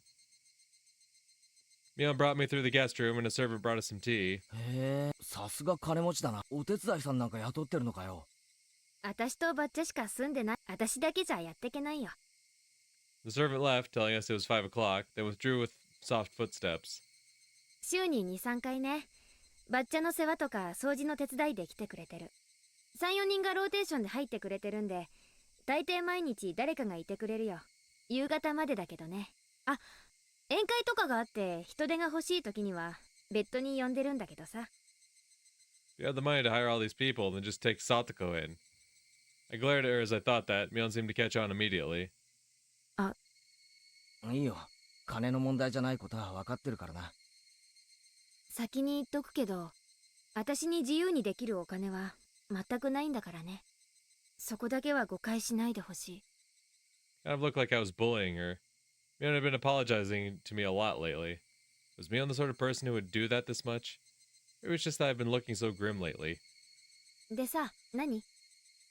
ケイちゃん、なんか話があったんじゃないの？ Oh god. Oh god. Let me brace myself for how this idiot's about to approach this. ミオンにかなり本気な話がある。突然な話でミオンは面食らうかもしれないが、聞いてほしい。 Oh god. 何？あ、先に逃げ道を渡しておくな。仮に本当だったとしてしらばっくれててもいい。だけれど最後まで俺の話は聞いてほしい。鬼ヶ淵村御三家の今や筆頭家、その次期当主の園崎美音に話がある。 At first, Mion looked like she had no idea what I was saying, but at hearing the whole sentence and putting it together, she reacted. どこで聞いたの？それは関係ないことだ。 Where did you hear that? Oh, don't worry about that. I definitely couldn't tell her who told me. Takano-san, you told me not to, but please forgive me. This is why I asked you about it after all. ケイちゃんが鬼ヶ淵村の名を知ってることだけでも驚き、私についていろいろとあることないことを知ってそうだね。ああ、あること、俺が勘違いしてるだけなのかもしれない。でもそれでもいいから聞いてくれ。そしてもしも本当なんだったら。ケイちゃんが何の話をしようとしてるかわからないけど、とにかくケイちゃんは、だからできるなら私はケイちゃんの話も聞きたくない。聞いても何も叶えてあげられないからね。でも話すことでケイちゃんの肩が少しでも軽くなるなら聞くよ。本当に聞くだけ。何も起こらないよ。それでもいいね。ああ。 Mion seemed to know what kind of thing I'd be talking about. Yeah, obviously. She warned me that doing so would be fruitless. That much was obvious. If what I was going to say was true, then the Sonozaki family would be the masterminds behind the string of freak deaths that had been occurring every year in Hinamizawa. Save for last year. Save for last year. That's the thing. I'm willing to think the first 3 years was them. Last year, that's when things started getting messy. That's why that one didn't get reported. お社様のたたりってあるよな。 Mio nodded a little. 正体不明。個々には解決しながらも、全体で見れば不可解な連続開始、連続失踪事件。でも、一つだけ共通することがある。それは必ず村の旧敵が標的に選ばれること。みたいだね。Mion spoke as if it didn't relate to her. That was fine. She didn't have to admit it. For now, I just wanted her to stay quiet and listen to me. あさってだろ、綿流し。今年のたたりの犠牲者ってさ、 Mion も didn't う決ま answer. ってるのか？ Her expression remained the same, too. Like she said, she was just quietly listening. ごめん、聞いてるだけって約束なのに質問しちゃ変だよな。Mion gave me a look she'd never given me before. A faraway look. A sympathetic one. She didn't nod, she just smiled faintly and listened to me. もしも今年のたたりが、だって去年は里子のおばだ。順番から言えばそうだね。そういう順序もあるね。第一、あいつ去年のたたりでおばが死んだ。そんなやつもろに今年のたたりに選んでも不足はないはずだぜ。そうだね。今年のたたりであいつが死んでも多分みんな納得す。俺、お社様のたたりってのはその。 No matter how I looked at it, I wasn't sure whether I should continue. No matter how I tried, the words wouldn't come out. ひなみ沢連続通称お社様のたたりは園崎家が主導で御三家が起こしている村ぐるみの事件だ。That's just what I heard anyway. 別にそれにミオンが関わってるとか。ただもしもそういうたたりを里子のおじをたたりに頼む。ケイちゃんの言ってる内容はひなみ沢連続開始事件が園崎家主導の事件なんだとしたら、私がたたりを決め指示をし何人も殺めて消したことにケイちゃんは私を。だから言ってるじゃないか。ミオンが連続殺人の主犯だろうと無関係だろうと俺はどうでもいいんだ。 I didn't say that you would be a murderer, alright? I just said like you could potentially be one, and if you are one, like cool, but if you're not one, like clearly you know a murderer and you are in cahoots with them, like please talk to them. Like たとえミオンが殺人犯だって俺の親友であることには何も関係ないじゃないか。 I'm not calling you a murderer, and even if you were a murderer, you'd still be my homie. Like that's still you calling her a murderer. それでも全然構わないんだぜ。 Saying it doesn't matter if you're a murderer is not saying that she's not a murderer. You're still straight up calling her a murderer. Like 警察に追われたら助けてやる。お前のアリバイを作ってやるし逃走だって助けてやる。仲間で親友だからだ。そうだろ。 Mion looked surprised for a while. She was dumbfounded. いきなり共犯宣言？ケイちゃんかなり大胆だよそれ。いいから話の腰を。里子のおじを今年のたたりに。ケイちゃんストップ。そろそろご飯の準備をしたいから。ミオン。 I then realized that my cheeks were wet with tears. They slid down my chin and fell, drip drop, to the tatami mat. 最初から言ってると、ケイちゃんは大きな勘違い。お社様のたたりはたとえ人間の起こした事件であったにせよ、それは園崎家とはましてや私とは何の関係。あ、それは分かっている。だからケイちゃんの必死の訴えには胸を打たれるけど、私が叶えてあげたくてもそれもわかるね。あ、でもケイちゃんの気持ちは痛いくらいに分かったよ。もしも本当に私がきっと私は。ミオン。でも現実は違う。私はただの園崎ミオン。確かに園崎家はいろいろな意味で悪い噂を持って連続開始事件とは何の関係もない。ダム闘争では確かに少々過激な抵抗もしたけれど、人殺しなんて大それたこと絶対にやらないよ。そんな、せめて今嘘でもいい。うなずいてくれればいいじゃないか。ケイちゃん、夢を見るのは勝手。私がここでうなずいてみせれば、ケイちゃんは里子があさっての夜に帰っても、無情にも里子のおじは来週になっても再来週になっても居続ける。それを覚悟してね。私は綿流しの次の日に。ミオン。 Mion stood up, slowly closed the sliding door to keep out the wind that had grown chilly. ミオさんかな。ケイちゃんにそんな話を。あの人ひなみ沢をいい感じに誤解。まあ本人が一人で楽しんでる分にはいいんだけど、ケイちゃんを感化するのはやれやれ。これだからよそ者は。高野さんは関係ないからな。はいはい。でも安心して。仮にミオさんがケイちゃんに喋ったと分かったって、別にミオさんが今年のタタリに選ばれるわけじゃない。そもそも今年もタタリがあるかどうかなんて、あんなの不幸な偶然がただ積み重なっただけ。聞いてくれて、もしもミオンが連続事件と謝っておくな。そうだね、謝っておいてくれるかな。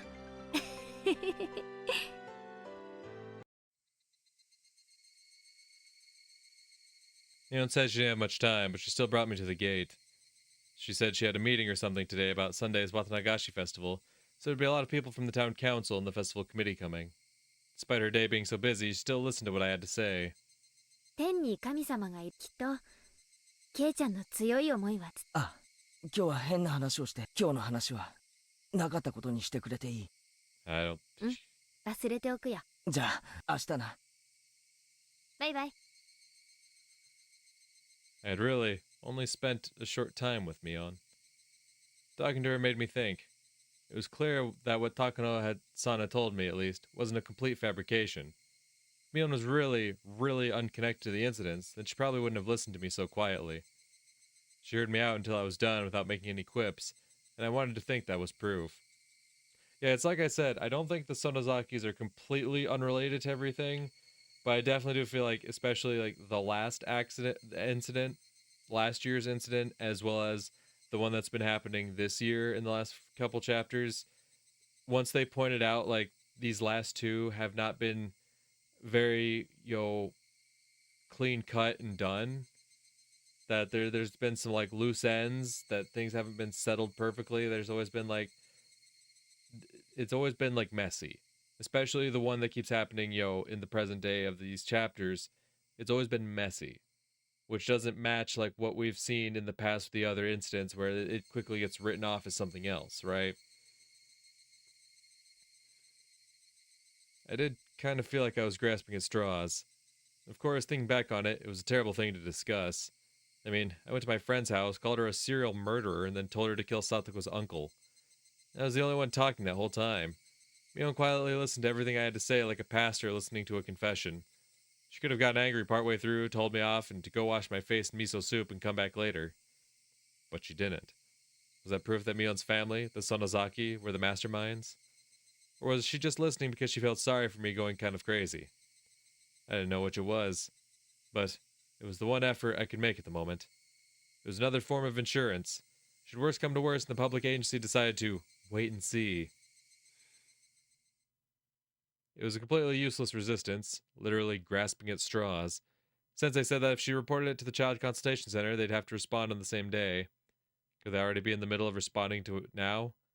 If Satoko came to school tomorrow morning all energetic, then everything would be just a needless fear. Here's the thing, if Satoko does come to school tomorrow, she will not be energetic. She will not be energetic in the slightest. Why couldn't tomorrow come faster?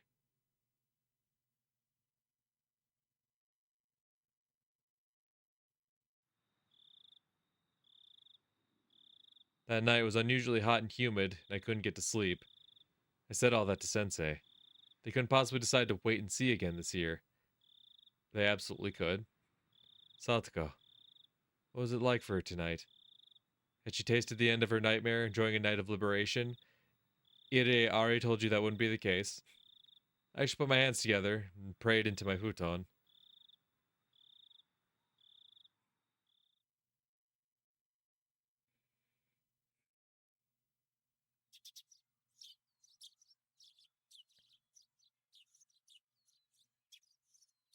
Ohayo, Keiichi-kun. おはよよかった。今日もお寝坊かと思ったよ。昨日はおばさまには先に行ったって言われるし、学校には来ていないし、途中で日射病で倒れちゃったのかなって心配してたんだ。う。へいへい。昨日は心配かけて申し訳ございませんでした。Hey, good morning. Why, おはよ why are you speaking English all of a sudden, Mion? う。大丈夫？なんかすっごく眠そうだ。そういえば昨日は遅くまで町会の人が集まっての打ち合わせ会だ。打ち合わせ会なんて名ばかりの宴会で毎年やってるお祭りだもん。今さら小難しい打ち合わせなんかないし。今日の午後はやっぱりお祭りのお手伝いに行くのかな。うん、バッチャの代わりにいろいろ挨拶しなきゃなんないし。それにね、祭りってのは準備からもう始まってるからね。Our morning conversation was lighthearted as usual. Looked like Mion had thankfully forgotten about how I'd barged into her house yesterday with that crazy talk. The more I think back on it, I felt like I'd really said something terrible to her. I was really thoughtless, and it wouldn't have been weird if she yelled at me. It was highly possible Takano-san had exaggerated her story. I think that our comrade and friend Mion, the young leader of the Sonozakis, one of the three families effectively controlling Hinamizawa, was pulling the strings behind the serial death incidents, was a little unbelievable. But if there's even a 1% chance that it was true, and what I said yesterday to Mion might have been a success. Yes, it was no more than 1 in 100, but that little bit of effort might have brought the chances of saving Satoko up by even a tiny bit. At least I'd made that effort. After yesterday ended, I was sure I'd done everything I possibly could. If there was something else I could do, it was probably just to clap my hands and pray that Satoko's uncle would be killed by the curse. サトコ、今日は来ているといい。そうだ、先生がいろいろと手配してくれたんでしょ。うん、きっと大丈夫だよ。ひなみざわ地区の民生委員が私のおばさんなんだけどさ、ゆうべ電話して聞いてみたよ。へえ、みーちゃんのおばさんって民生委員さんなんだね。It doesn't surprise you. If she comes up with an aunt or uncle or other relative over in Okonomiya, she's like, oh yeah, I got this family member who does this. I got this family member that does this. Whatever occupation you can think of, she's got a family member that does it, I'm sure. それで、さとこちゃんのことなんて言ってたの？うん、先生があの後直接県の児童福祉士が夕べのうちに訪問し、私のおばさんにも今後定期的にアプローチするようにと連絡があったって。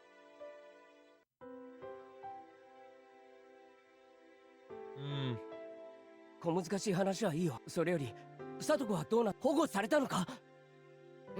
おばさんはそこまで。本来はこういうのっておばさんが私に話してくれたのも。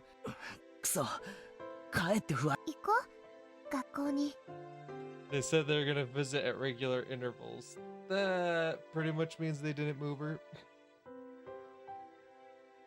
That pretty much means that she's, you know, still in the household.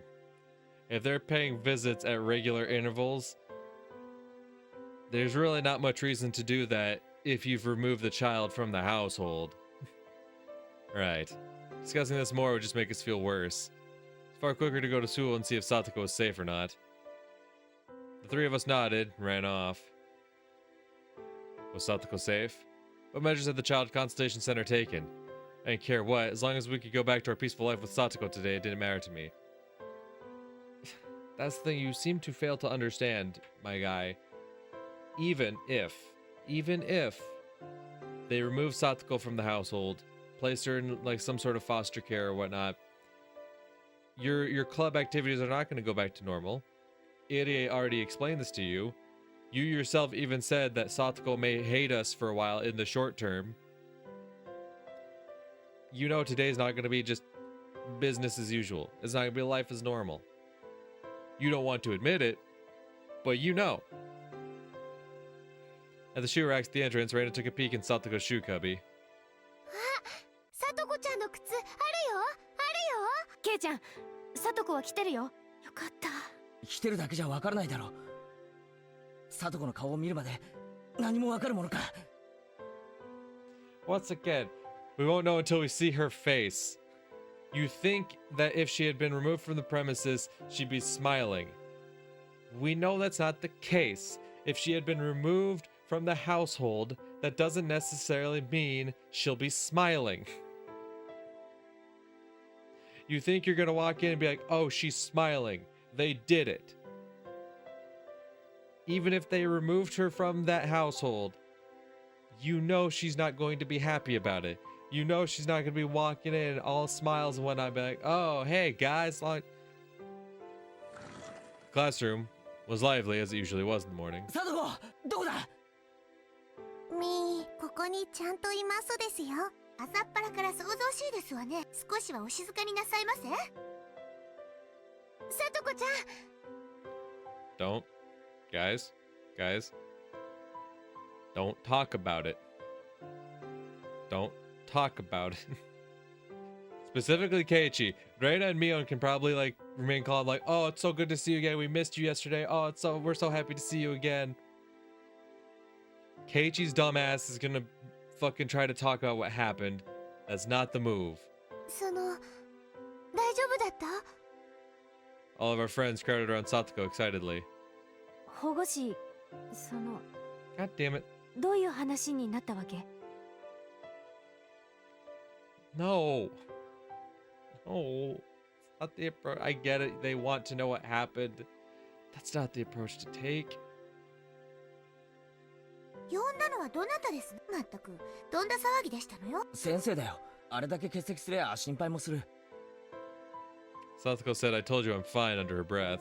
She was still trying to overcome all the suffering on her own. 私もおじさまもとんだ急にあんなに人に押しかけられて、もうみんなさとこちゃんのこと迷惑だなんて。ああもうとにかくそれでどうなったんだよ。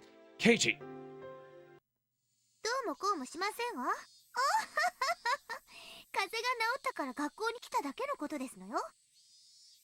これからはあんまりお休みして心配をかけないようにしないといけませんわね。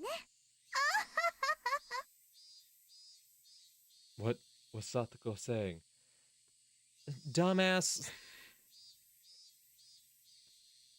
What the fuck did you expect? What the fuck did you expect? Well, obviously I know what you expected. You expected, oh, they understood my pleas, my begging and screaming. They totally understood all my emotions, and that enough would be alone for them to, like, no. You fucking idiot. She's saying they showed up and nothing happened. Because of course nothing happened. Because there was no evidence that anything happened. Even if there were any physical marks on her body, unless it was something truly extreme, right? They wouldn't just, if she doesn't tell them explicitly that it was because of what he did to me, then nothing's gonna fucking happen. And now Keiichi's gonna lose his fucking shit over this. And he's gonna be so incredibly insensitive to Satoko and what she's going through. Like... おじさんはそのええ、多少誤解があったことを認めて二人でごめんなさいをしまして。 Tug. Rika-chan grabbed the back of my collar and pulled me away. That's the goat. Because Rika knows exactly. なんだよリカちゃん。 Rika knows exactly how Keiichi will react. So she's immediately like, nope, I'm pulling you the fuck out of here, bud. Rika-chan silently dragged me all the way into the hallway. リカちゃん、あれはどういうこさとこは何でもないと言って追い返してしまいました。 Because duh. Because duh. バカ野郎 Oh my god, dumbass. It's almost like you were told that would happen. なんで No. Somewhere in my mind, I thought it might turn out like this. And yet you... This is why Rika pulls you away. Satoko didn't ask for anyone's help. She didn't hide behind anyone. She was trying to ride out this pain. She wanted to show Satoshi proof that if he came back to them, she wouldn't need to hide behind him anymore. だけど監督に聞いた話じゃ保護士ってのは本人の意思に関係なく緊急保護をすることができるんだろ Yes, and there's nothing that constituted an emergency. She wasn't showing up to school, so all they can do is send and be like, hey, why is the kid not showing up to school? She's missed 4 days out of the last week. If this is something, if this is an illness of some kind, she should be seeing a doctor, is she? And then all of a sudden it's like, oh, no, there's been a misunderstanding. And now she's going to show up to school more often because obviously that'll keep the fucking, the probation officers away, satisfied. Because until there's something severe, like I mean, fuck, it's nothing short of like, something broken, right? Like a broken bone of some sort. Some obvious signs that you can't, something so severe that you can't just write it off as they fell, right? Because that's typically what it comes down to, right? That's a lot of like, that's like the big excuse that you hear a lot of the times. But that's the thing, like, they'll see, if they see the bruises on her, all they can do is ask like, oh, what are these bruises? And they can just say, she's such a klutz, always falling down.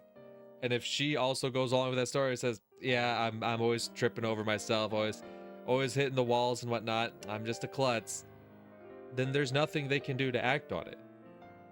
Then it's not that's not something they can write off as an emergency to step in and do something. I understand your feelings, my guy, but I don't think you understand just what an emergency is. Like, if they went to the house, right? Like, hey, the girl hasn't been coming to school, what's going on? And she shows up and clearly, like, her arm is, like, fucking twisted in an unnatural fucking way. They'd be like, oh my god, she needs to go to a doctor immediately. Like, that's an emergency. That's an emergency. And then they're going to question, and then they're actually going to take action to keep her out of that household because clearly there's something going on there. But I don't think you quite understand what constitutes an emergency. Because once again, you always let your feelings get in the way of everything. いくら聡子が虐待を否定したって虐待は事実。 Jia Sensei finally came. Her expression was far from cheerful. 前原くんの児童福祉士は緊急性があると判断すれば当事者の意思に関係ない。じゃあどうして聡子の意思が変に尊重されて保護されないことに。 It's not an そ emergency. れに沖宮の相談所も。なんだよそりゃ。先生、昨日あんた絶対に助けるから大丈夫って言わなかったか。これはどういうことだ。圭一、実は聡子の過去にも2回あった。フルデさん。 Sensei tried to stop her, but Uriki-chan went on speaking anyway. 過去に一昨年の冬に通報して様子見になったって話は聞いてるが、聡子の死んでしまったお父さんは聡子の本当のお父さんではないのです。 Oh. リカちゃん、それがI'm stunned at that sudden revelation. I had no idea what Uriki-chan wanted to tell me. It seemed really important, so I couldn't get a word in either. 聡子のお母さんは再婚なのです。 Oh, stepdad. 聡子と聡はお母さんの連れ子で、お父さんとは血はつながっていなかったのです。 Stepdad. Yeah. Mm-hmm. That makes a lot of sense. No wonder he's the one who fucking died. Satoshi was a good kid, one who listened politely to what adults told him. He was immediately welcomed by their new father and was loved. But Satoko was different. Oh, Satoko. Maybe we're not so different, you and I. She was rebellious, she told lies, she played pranks. Her stepfather didn't like her at all. つまりどういうことだ。聡子はおじ夫婦に預けられる以前の家族の時もあまり良好な家族関係ではなかったのです。 Of course, her stepfather didn't have any malicious intent at the start. At first, he must have worked hard to get his new daughter to accept him. But the young Satoko didn't make any effort at all towards that end. She was distant towards her stepfather, never opened her heart to him even a little. As if that's whatever.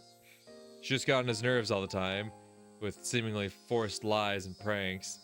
Her father's discipline and punishment must have been loving at first, of course, but that too faded quickly. 私はその時はひなみ沢にいな。昨日電話で初めて先生が聞いたのはどんな話です。聡子ちゃんが両親、特に義理のお父さんを陥れるの。自分で生活相談所に電話したって。 Oh! Hey, that's not much of a prank. 自称と作り話。聡子は嫌いなお父さんを追い払うため嘘の電話をしたのです。 Ugh. Well, fuck. No wonder they can't, like, trust anything that comes out of Satoko's mouth then. The first time, she already cried wolf about this shit. Child welfare officers rushed there and heard the story. Her father genuinely apologized for a few times when he had gone too far, and agreed to let the child welfare center give him coaching. いろいろと関係機関がギフとさとこちゃんの心のすれ違いに原因があることは分かったの。それ以上にさとこに問題って何です？ Satoko's mother. There were a few times where she had lived with de facto husbands, though those relationships didn't result in remarriage. From a young age, Satoko had been forced to call at least 2 or 3 people her father. At some point, Satoko's pranks escalated. She would spill food on purpose, turn over her plate, and even throw it. She would break the windows in the neighborhood and shoplift candy. She would put thumbtacks everywhere and set other traps to seriously hurt people. Not in the way she did now, just to get laughs. She was also fond of telling lies that would be found out right away. People got mad at her every time. But she never, ever changed her behavior. さとこちゃんのことを問題児なんてこれは幼いさとこちゃんが母親を知らない男に取られまいとして取った自衛的な行為なの。 In regards to Satoko's problematic behavior, child psychology experts from public institutions indicate her actions were to draw her mother's attention to herself. They acknowledged that she had a form of harmful emotional trauma and declared that she needed counseling and therapy from professionals. They didn't know whether that therapy had healed the wounds in her heart. さとこちゃんはわざと体に傷を作りお父さんに虐待を受けているとね。でも結局さとこをいじめて。いいえ、虐待の話は全部義理のお父さんはもちろん少し感情的な叱り方をしてしまったかもしれないけど、逸脱しているほどではなかったの。 Satoko had lied to chase away her stepfather, and they saw through her right away and found out that Satoko had issues. ひょっとしてそのせいで一昨年の冬は様子見に。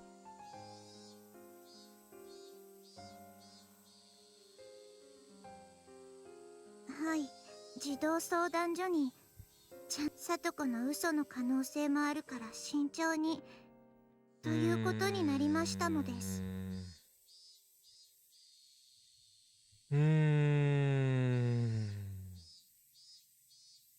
Yeah. なんだよそれ。つまりさとこは嘘をつくかもしだから様子を見ろってことになってるのかよ。 What do you mean? How does that mean that? That's exactly what that would mean. This child has a history of lying about these kinds of things, so obviously we need to, actually determine whether this is truly happening or if this child is clearly acting out of just malice again. Like, I can't really say much in defense of that. Like, I definitely never took it that far. Like, that's the thing. When I came forward in my own situation, there was no like, oh yeah, no, this kid has a history of being a pathological liar about these kinds of things. Like, oh yeah, no, like we can't immediately trust any of the words he says. Like, honestly, I was kind of in like a similar situation where like people kind of already knew my situation. They were just waiting for me to actually admit to what I was going through, you know? Kind of like what they were kind of waiting for Satoko to do in this situation.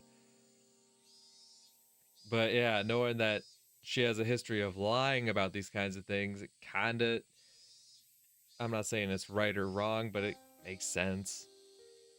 狼と羊飼いさんなのです。 Exactly. That fable about telling a lie once, making others unwilling to believe you later. ふざけんなよ。昔のことなんか全然無関係だろ。 But the fucking professionals don't know that, Keiichi. You look at it and you see the truth behind it. You see the bruises and whatnot. But she was already willing to hurt herself to try to sabotage her stepfather. So, like, the professionals can't even look at bruises and make assumptions. Like, I 今現在起こっている事実だけが重要なんだろうが。聡子はおじに逆どうしてその事実が昔の出来事で歪められなきゃならねえんだよ。 because it's relevant to the situation at hand. Neither Sensei nor Riki-chan had anything to say to と that. にかくそれを慎重に判断するために保護士さんが昨日訪れましたのです。 And Satoko dealt with them, put on the best, strongest smile she could manage, and denied the abuse. Of course, she was probably being threatened to keep quiet about it by her uncle. Satoko was trying to outlast everything without asking for help. Satoko wanted to wait for Satoshi to come back home. She outright denied the truth of the abuse. What an idiot.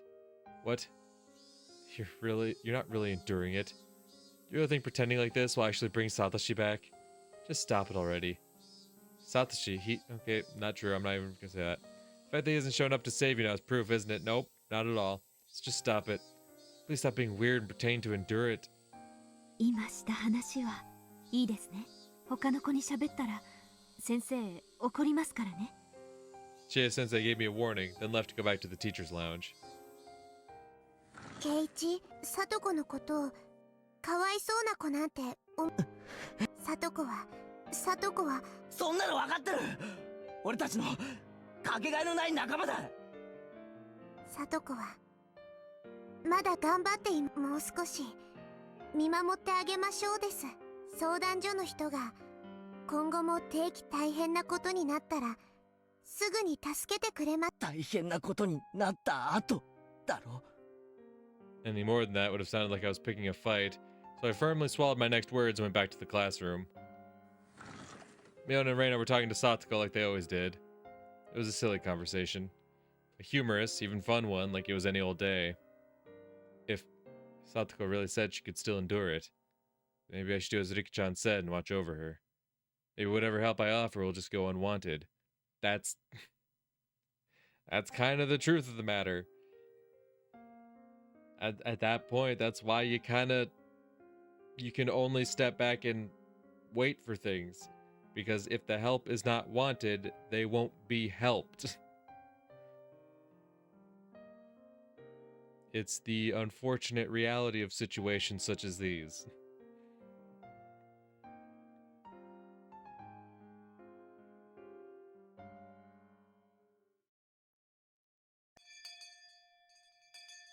さて、お昼でございますわね。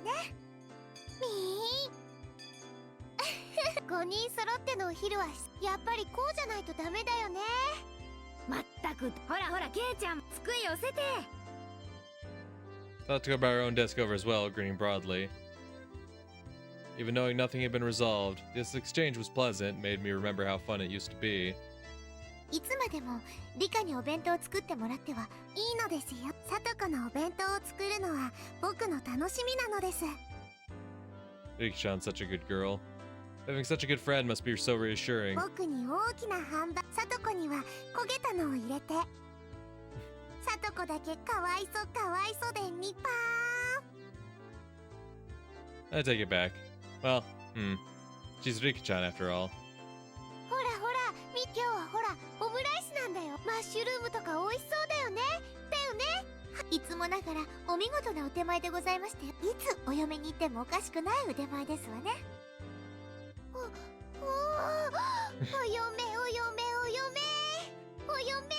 食べるとレナにお嫁は NG ワードだね。以後控えるように。ほんのちょっぴり反省しましたよ。ところでミオンの弁当は今日のはまた趣が違って期待大だな。おじさんはまったりと夕べのおかず詰め合わせね。煮物がいい感じなんだよ。ほら大根の色はかなりいいでしょ。わあ、美味しそうなのです。煮物は一晩寝かせてからがこれはかなりいけそうだ。よって聡子の分はなし。俺が全部食って感想を聞かせるから黙って見てろ。なんですって？私の分もおよこしなさいな。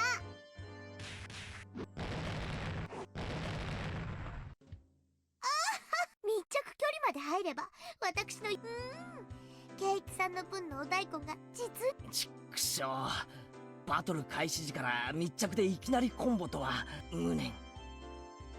This little exchange. How long had it been? It looked like they'd end up going with the wait and see approach, but maybe your uncle had realized he'd gone a little too far and would dial it back now. Wishful thinking. If her treatment improved a little, that would be a good thing. Satoko was grinning wider than I'd ever seen as she chomped down on her mouthful of the daikon she'd plundered from me. Did it really taste that good? Damn, it's almost like she's putting up a front so you people don't think there's anything else wrong. Crazy, right? Satoko was somewhat cute like that. Just as I'd done many times, I grabbed her head and started petting it.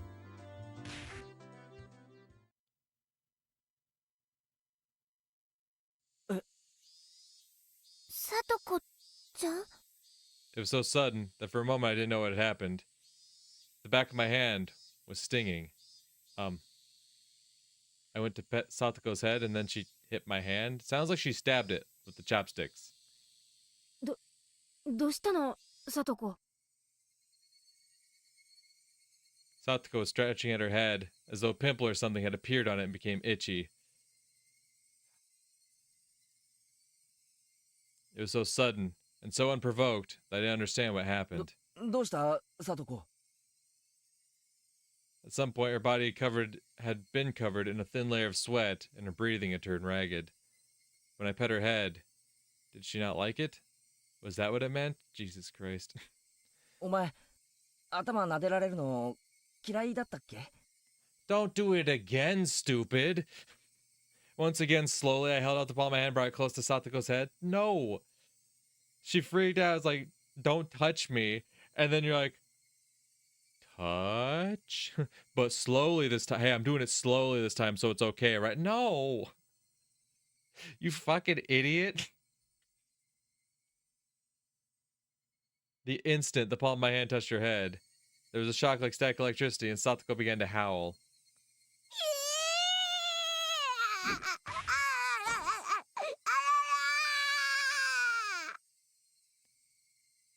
She grabbed my arm in both hands, and as if flinging off a snake trying to cling to her, as if throwing away something dirty, she threw it violently. It happened too suddenly for me to react. I hit the desk behind me, and both it and I fell to the floor. The classroom fell deathly silent.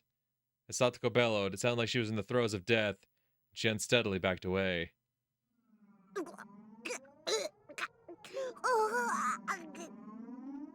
Then, she threw up the food she'd just eaten. She vomited it all back up.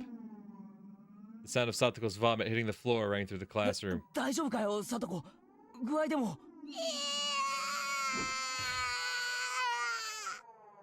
Stop trying to touch her, Keiichi. What the fuck? Jesus Christ, dude. What the fuck is wrong with you? I touched her last time. She freaked out. I touched her this time. She freaked out even more. I just tried touching her again. Like, what the fuck? This is what I mean. This kid is fucking dumb. Once again, I get it. He's concerned for his friend. You can be concerned and fucking dumb about it at the same time. Like, fucking Christ, dude. Like, recognize there's an issue and, like, stop and, like, analyze the situation. Not, oh, hey, the last 2 times I did this, it didn't end well. I'm gonna go for a 3rd one. Surely the 3rd time I touch the burning hot pan, my hand won't get scorched. Like, fuck, dude.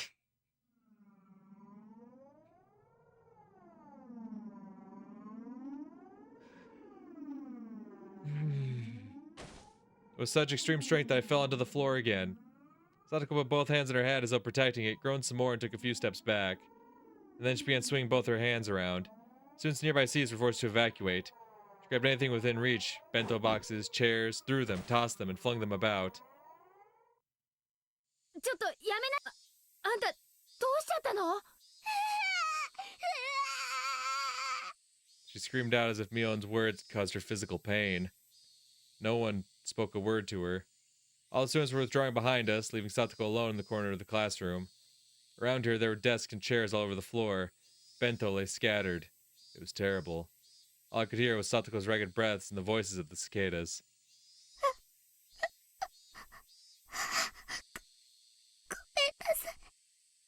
The strings of tension loosened around Satoko. Maybe she suddenly grew scared of her own actions. She started trembling and gave a word of apology. But nobody knew just who that apology was directed towards. So for now, I decided to answer as everyone's representative. Yeah, of course you did. Of course you think you're... いや、ごめんなさい。ごめんなさい。ごめんなさい。ごめんなさい。Our words didn't match each other at all. Yeah, it's almost like she's not directly apologizing to you. It's almost like you touched a spot that has been continuously fucking beat, and now she's having a fucking... I don't know what the proper term for it is. It's like probably some form of PTSD, I guess. And this is just her response to when she's usually getting beat. That's all that's going through her head right now. Satoko hugged her shoulders, and back she went. She ran to the locker with cleaning supplies in it. Even that made her give a little yell. The impact caused the bucket atop the locker to fall, making a loud sound that scared Satoko most of all. She almost jumped out of her skin, grabbing a bunch of the curtain in her hands. Nobody spoke to her. They could only look, not even remembering to blink. Where the fuck is the teacher in all this commotion? There's no way this building is so big you are not hearing this girl's screams and the classroom being torn apart. ごめんなさい。ごめんなさい。ごめんなさい。私じゃないです。私じゃないです。Uh-huh. Yeah. Satoko. What on earth? I stood up, took a step away from everyone, and approached Satoko. Stop it. Go get the fucking teacher. Stop trying to handle things yourself. You fucking dipstick. Good God. Stop trying to think you can step in and make things better. You can save the day. Go alert an adult that something is happening. This is something that I think would classify well as like an emergency. The kid is having a fucking mental breakdown. But my God, dude, she has swatted you away 3 fucking times. And you're like, I got this. Like, no, you fucking don't. Christ. 何があったんだ。だから知らないで。違うから違うから。もう嫌です。やめてく。落ち着けよ。 Oh my God, Keiichi. サトコ、俺がわかるか。もう嫌だ。もう嫌だ。嫌です。嫌です。 Every time I took a step forward, she grasped the curtains more tightly and cried out. Hey, so maybe take that as a sign to back the fuck off and go alert somebody who can do something. サトコ、俺だよ。わかんないのか。お前に危害なんか加えない。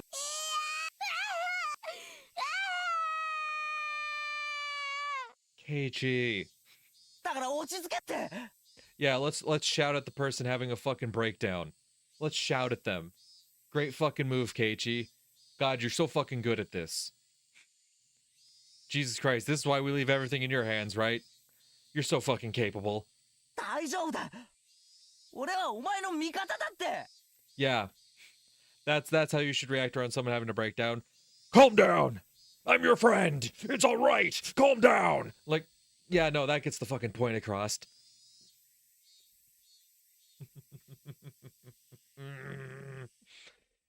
And people try to tell me this kid isn't dumb. 助けて。怖いのやだ。気持ち悪いのやだ。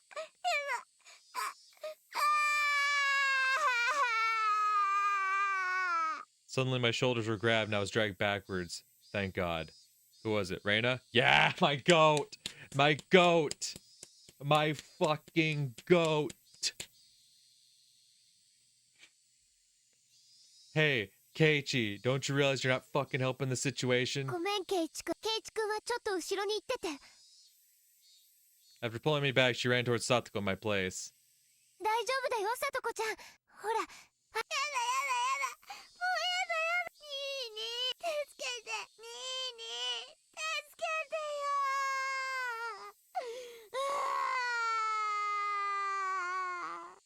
Does no one here have the common sense to go get the fucking teacher?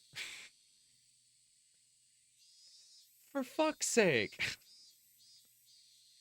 Even if it's not one of our main fucking cast members, can someone, anyone, fucking have a brain in their skull and go, yeesh, I should get an adult to fucking, take a look at this situation. Like, I swear to Christ.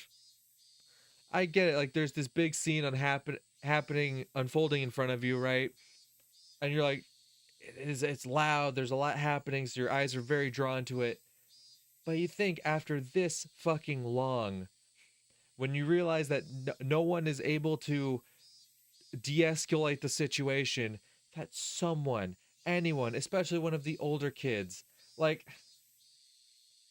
honestly, I'm half surprised Rain hasn't done something, or even Mio and Rika. Rika, I can understand not wanting to leave her friend's side. I can actually kind of understand that one, but like, Mion, you should have the brains, right? You should have the brains. I know, like, that's your friend, and you want to make sure your friend's okay, right? So you're like closely watching the situation, but fuck, like, I do get why people wouldn't immediately run after and get someone, but god damn it, how does no one, absolutely no one, because they said there's multiple people in this classroom, right? Because they said that, Sato's card swinging things around, right? Trying to defend herself, essentially. And people, like, had to leave their desks and move out of the way. Like, there are other people in this classroom.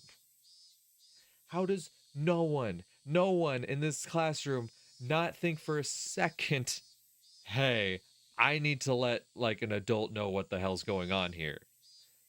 Clear, like, at some point you got to realize, clearly there's enough people with eyes on the situation to keep it from going worse, right? If you're one of, like, the friends, right? If you're someone in the friend group, you have to realize, like, okay, like, if you're Mion, how do you not go, okay, Reina's here, Keiichi's here, Rika's here. Clearly that they got eyes on the situation. They'll keep things from getting too out of hand. I need to go alert the teacher about this. This is something serious, right?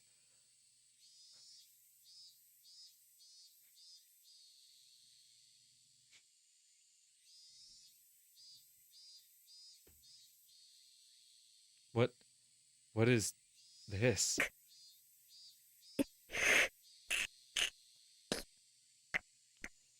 Mia gnashed her teeth and groaned. There were tears falling from her firmly closed eyes. Yes, she realizes this is the consequence of their actions for reporting it to the welfare officers. She realized she has immediately connected all the dots that Keiichi is way too slow to connect. That's great. You feel like shit. I understand. Can we go fucking tell the fucking adult about this, please? どうなってんだよこれ。 This is the consequence of your actions, Keiichi. Now shut up and fucking let someone actually handle this. 昨日で全部終わったんじゃないのか。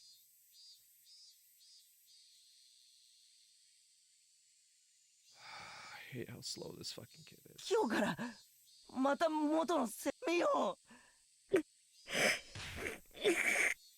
There was a crazy sound. Reina had taken the cleaning supply locker and kicked it down to the ground. Everyone stood surprised at Reina's unexpected act of brutality. After that, Reina embraced the bawling Satoko from behind, started crying with her stifled. レナ、どうした？ごめん、ケイチ君。ちょっと黙ってて。 Yes. Shut up. Shut up. 今のはなんだよ。 Shut up. どうしたんだよ。 Keiji, can you be quiet for a moment? Why? What happened? Why must I be quiet? Ah! God, Keiichi. Fuck. サトコから何を聞いたんだよ。サイナ Thank you, Reina. See, I don't like it when Reina has to get scary like this, but fuck. She only seems to have to get scary like this when Keiichi won't fucking just listen. 黙ってろって言ってんでしょ。 Reina's raw, hostile emotion hit me like a brick. Good. Next, I hope she actually hits you with a brick. It was no more than a momentary howl of emotion for Reina. It was more than that for me. She had shown me what was behind all that emotion, what was in her heart. サトコちゃん、やだやだやだやだ許して何もできごめんねごめんね Forgive us for being unable to do anything. Reina's words made me feel as though the blood vessels in the back of my head were suddenly all turning to ash. My vision grew distant, blurred with gray, and the world lost its color. I thought we could save Satoko. But though I knew it'd be sooner the better, I thought there was no time limit for doing that. Never even dreamed that we could be too late. I'd been making a huge mistake. You've been making several. I thought Satoko could be hurt, but never that she'd break. It was such a huge mistake. People, they break. Thinking they don't is absolutely absurd. Well, see, there's a key word there. Thinking. That's something you don't do. Ever. We needed to save Satoko. We needed to save her before she broke. The fatal lapse in awareness had brought this on. Whose fault was it? That went without saying. Mine. No. Ours. Really? I mean, in an indirect way, yes. Because obviously calling the fucking welfare office led to even more abuse. That's why she was screaming, it wasn't me, because clearly he was beating her thinking she had called the fucking officers on him. Clearly that led to a much more severe, punishment that led to this break. Sure, like, in an indirect way, sure, I guess it's your fault. But if you're saying, oh, we were too late to do anything, it's because you did something. We all took on the duty of saving Satoko, but we were negligent to the point of laziness. Negligent. You literally called the welfare office the very next day.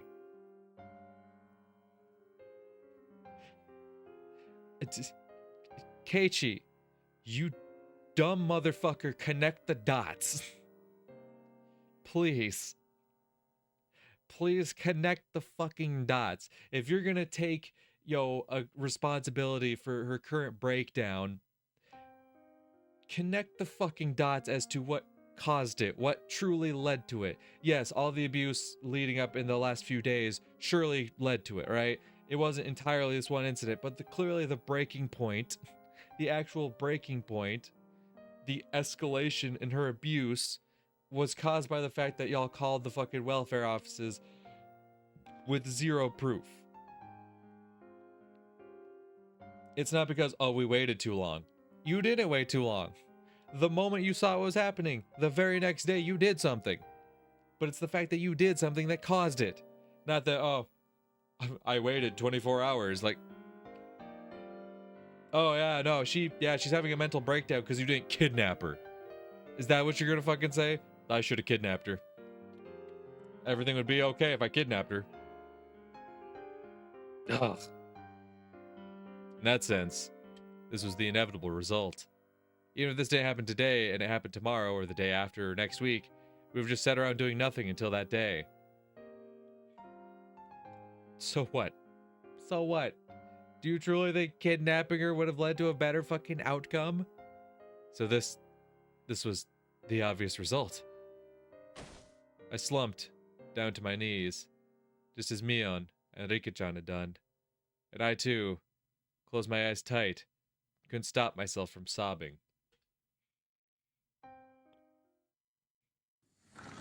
何のさ、ちょっと何があったんです？ The teacher came, and her face screwed up at the terrible spectacle before her. The instant she realized the teacher was here, Satoko went through another complete change. She wiped her face with the curtains, and like nothing happened, smiled. 北条さん、これは一体何事ですか？ちょっとレナさんと喧嘩になってお弁当をめぐってね。 Reina didn't nod in reply, but then, since Satoko wished it, she nodded without strength. The rest of the class couldn't keep up with her extreme changes. We all just stared in a daze. 皆さん度肝を抜かれ Satoko would probably sweep the whole thing under the rug. For what? Her heart is torn to pieces, so what else? You wanted your Nini to help, didn't you? But unfortunately for you, Satoshi doesn't ever intend to coming back. It's never that easy. He won't just conveniently show up and save you. Hell yeah, Keiichi. Victim blaming. We love to see that. Keep it up, bud. So you don't have to wait for him anymore. You can cry, beg for help, and you can run away. 私たちが Mion 無力だから。 suddenly said. She spoke then, those few words that had tormented me countless times. Those words were a spell. When I heard them, my whole body suddenly regained its calm. My emotions all slipped away like they'd never been there, like a wave departing. And then, the world's color flipped inside out. My field of view expanded. My head grew remarkably cold, and I felt like my mind's volume had grown even wider than the classroom we were in. At the time, my soul was doubtlessly no longer in the small petty vessel of my head, but floating in the air a little bit above it. It was a mysterious feeling of release. I broke free of the cramped confines of my skull, stretched out my roots in all directions as far as I wanted to. It was a strange feeling, and one I've never felt ever before. An odd sense of exhilaration. My sharpened senses caused me to transcend. My mind was sharper than a knife's edge, and I immediately decided that spending the time to let myself be crushed with grief would be an absolute waste. I erased all the garbage information from my brain. I expelled the pointless emotions presenting obstacles to action. ミオ、お前は呪ってろ。自分の無力さを。 Could have taken back what had happened by crying about it. I'd have cried all day. The fact was, this is how things had turned out. Couldn't take back what had happened. Top priority then would be to prevent the situation from worsening further, to sever the chains of misfortune. Until today, I'd been looking at things so narrow-mindedly, I could scarcely believe it. To save Satoko, the only thing to do was to save Satoko. That's what I thought about. I allowed myself to realize the most basic, direct, and certain way of removing the source of Satoko's unhappiness. Really? You think you're gonna do it yourself? You think you have the cojones to kill a man? No, actually, I realized it yesterday. But as for the means, I relied on some stupid curse for some dumb deity. Never considered carrying the task out myself. You don't have the balls. You don't. I don't believe it. I don't think you have the cojones to kill a man. I don't think... Satoko clearly means a lot to you. I'll give you that much. I don't know if that's quite enough drive for you to actually take a man's life, though. I would obliterate Satoko's uncle. See, using childish language like obliterate makes me think, yeah, you're not really about it. There are plenty of ways to do it. Sure. Are you capable of pulling any of them off? There's a task that held infinite methods. Sure. Are you capable of pulling them off? Ironically, the method of saving Satoko required mostly money, but the method of killing that man pretty much took no money at all. I could kill him with the least amount of investment. You're right. Doesn't cost money, but it takes a lot of commitment. I'm not speaking from experience, right? I haven't killed a man, all right, but it's not something you can just do. It's not something you just flip a switch and do. And like, I do understand this, her having this breakdown in front of him, watching this happen to one of his close friends, that can be a driving point. That definitely can. But like the moment Keiichi realizes he's out of his element, right? And that's all it takes. That's all it takes for Keiichi. Is the moment he realizes he does not have an upper hand in this situation, he will lose all the wind in his sails. All of his fucking momentum will just be out the window, and he'll probably end up getting himself beat to death. Least amount of money suited him. It was only the weight of his life. I kept eliminating needless, worthless information from my head, replenishing it with only the knowledge I'd need to achieve my goal. I used every cell in my brain to think about how I'd kill him. The way I killed him didn't matter. I would allow any method, from whatever time, whatever country, as long as it ended in a quick and certain death. If I were to have an additional condition, it would be to not get caught. Removing him was an act designed to return to the peaceful times we had with Satoko. If I was arrested in exchange for the removal, then we might as well have killed each other. With only him gone, we'd go back to our normal lives. That was my supreme objective. My ultimate goal. To kill him. Definitely. But definitely don't leave evidence either. Yeah? You think you're smart enough to pull that one off? Like, let's say you have the actual motivation and drive to follow through and take a man's life. I don't think you are near as smart as you think you are to get away with leaving no evidence. I truly don't believe that. Two alternatives at odds with one another. The condition of not leaving a trace back to me automatically narrowed the number of murder methods. No witnesses was an absolute must. Fortunately, given the right time in Hinamizawa, there'd be nobody around. I mentally reconstructed the land around Satoko's house. The number of pedestrians, different at different times. The movement algorithm of the neighbors. Would I lure him out or charge at him? What would my weapon be? When and where would I carry this out? Where? It needed to be somewhere I wouldn't leave a trace. When? It needed to be as soon as possible for Satoko's safety, without wasting even a millisecond. This is absurd. Completely absurd. When I thought about it this way, it struck me how easy the act of killing was. If I could leave evidence, if I was just going to kill him, anyone could easily turn into a murderer. But our reason prevented that. It told us doing so would get arrested for sure. In the end, being arrested by the police was the final thing preventing people from committing homicide. Not necessarily, no. Absurd. If you went all the way out into the very middle of the ocean, you wouldn't leave any trace at all. Anyone who dropped those, they hated into the depths if they knew that. It was all too easy to simply remove him. I could leave class right now, grab a metal baseball bat or something from the schoolyard, go to his house and attack him. Estimated time would be 25 minutes. If I wanted us to kill each other, it wouldn't even be minutes. I could do it in 1500 seconds.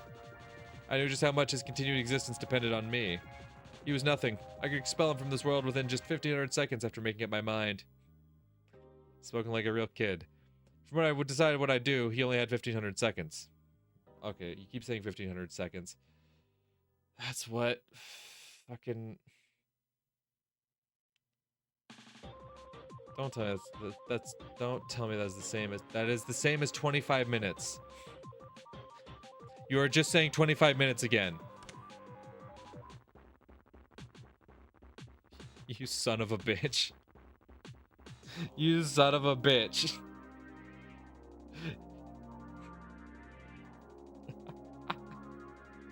It wouldn't even be 25 minutes. It'd be 1500 seconds. That's just 25 minutes.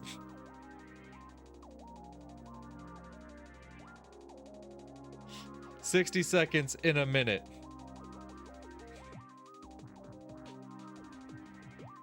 $60 times 20 is 1200. 60 times 5 is 300. Oh my god. The fucking stupidity of this boy. It wouldn't even... 25 minutes? No, it wouldn't even take minutes. Seconds. 1500 of them to be exact.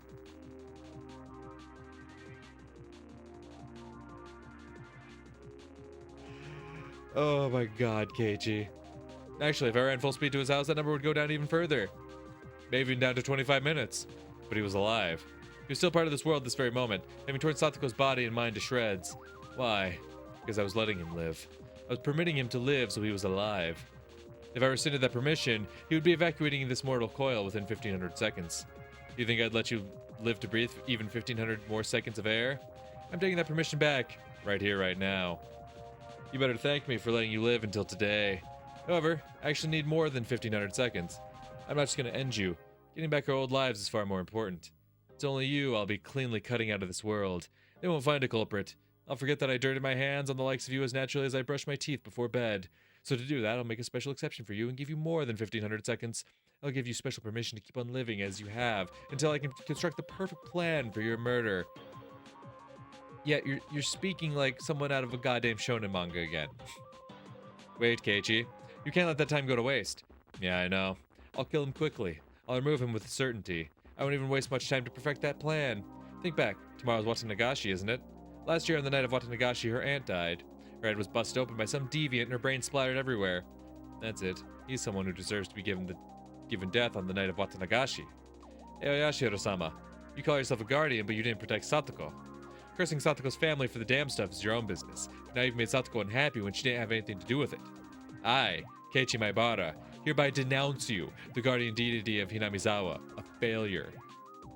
We don't need you. Go back to the deepest, darkest part of your shrine this year. Besides, if you had just cursed and killed both her aunt and her uncle last year, none of this would have ever happened. The curse this year, it's not on you. I'll be the one deciding. It won't be the three families controlling the serial deaths behind the scenes, no. Not some vague people who I can tell if they're buffoons or not. This time, I'll be the one to deliver divine judgment. Is that why this is called the Curse Killer chapter? So don't get in my way. Just watch. Stay quiet and watch. I'll obliterate him. I'll wipe him off the face of the earth. I will stomp out his very existence. Go away. Disappear. I'll tear your heart apart just like you did to Satoko. I'll have your blood as payment.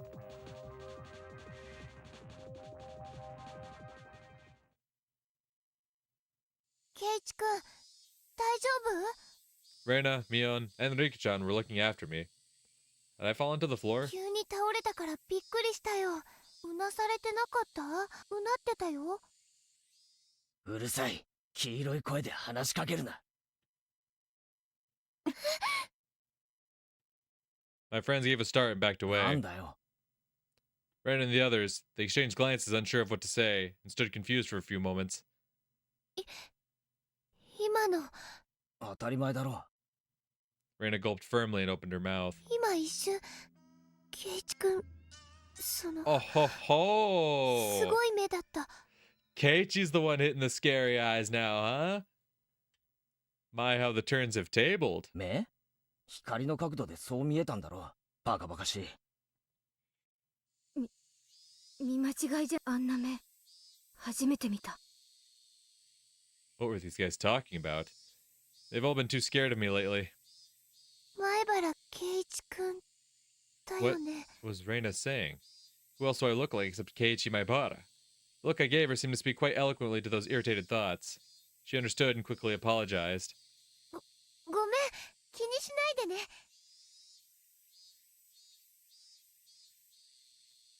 God damn. Okay. Okay. I mean, he's hitting the scary eyes, right? The scary eyes is a pretty good sign that he might actually be able to carry through. Man's hitting the scary eyes.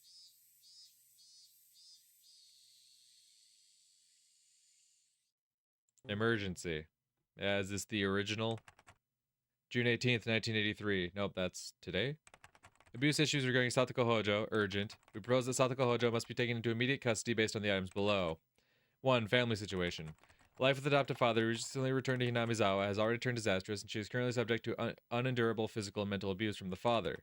2. Child Consultation Center's response. A child probation officer was dispatched yesterday on the 17th from the Prefecture Welfare Office, but because of the 77 case, changed to continued coaching and cautionary action.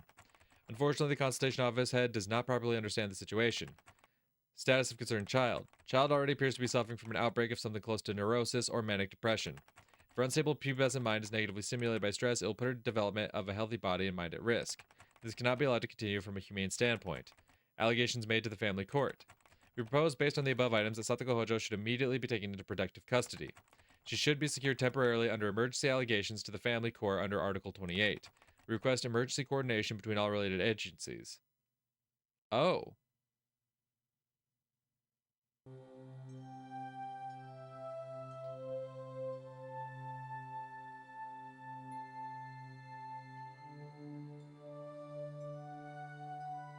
Interesting. D23. Children with Special Needs, General D23, number 44. 1977. Child name, Satoko Hojo, years old. Residence, Hinamizawa Village, Shishibane. Consultation circumstances. Telephone SOS from child of child abuse. Abuse situation. Child claims she's being physically abused by her adoptive father. Family structure, marks abusers. Adoptive father, real mother, older brother, child in question. Adoptive father and real mother entered family registry in 19... The child is the daughter of the mother's previous husband. Child Consultation Center's response. On the day of the child's telephone consultation, the center called the child's school and asked of her situation. On that day, the child welfare officer on duty visited the child's house and conducted an interview. The adoptive father sincerely listened to the instruction and agreed to take on child-raising workshops in the city from now on. As part of the suggested coaching, the center will continue to observe the situation. Other notes.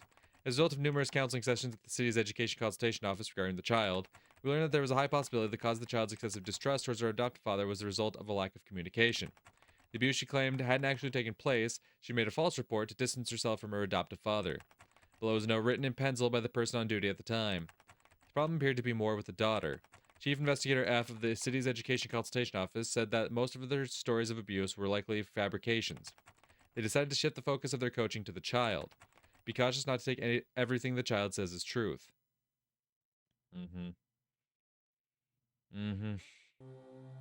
But, so with this one, they said that this was said June 1983, which would be today.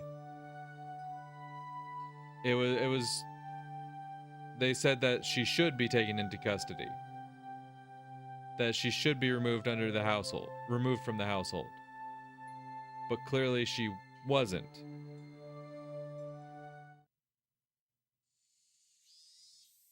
Uh-huh.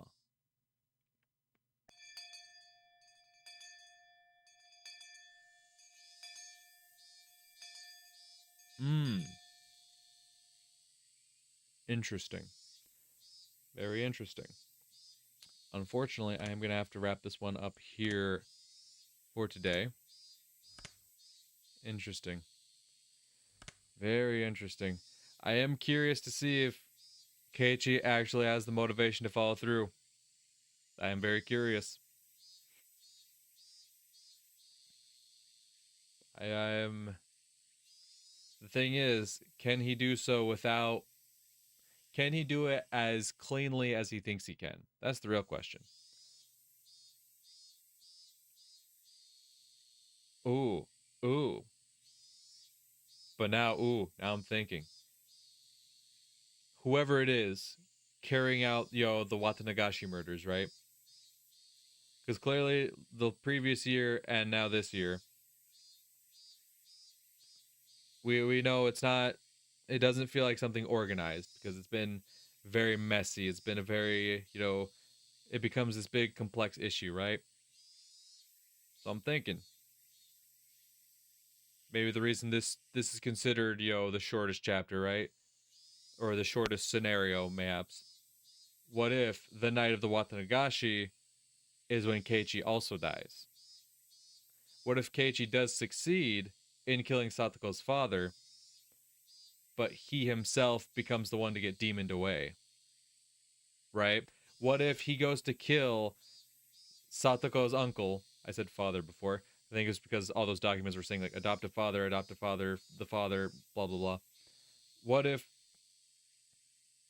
Keiichi goes to kill Satoko's uncle, and then the actual person or people who have been committing these murders are also targeting him, right?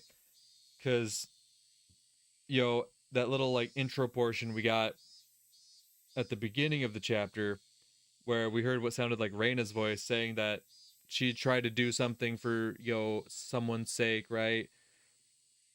It makes it sound like Reina was involved with the incident that happened to the aunt. That's what it makes it sound like. So what if the theory is that Reina is the one that's been carrying out the recent incidents, what if she also thinks to go take care of, Satoko's uncle, right? 'Cause clearly she'd have the drive and motivation for it. And if she's already taken a life before, she's going to have no problem taking another. So what if, and even if it's not Reina, whoever it is, right? They go to take out Satoko's uncle, but see Keiichi there at the same time. And, much like Keiichi, they think, no witnesses, right? Can't leave any witnesses. So Keiichi maybe succeeds in taking out the uncle, but then, whoever it is carrying out these acts then deals with Keiichi, and he becomes the one that gets demoned away.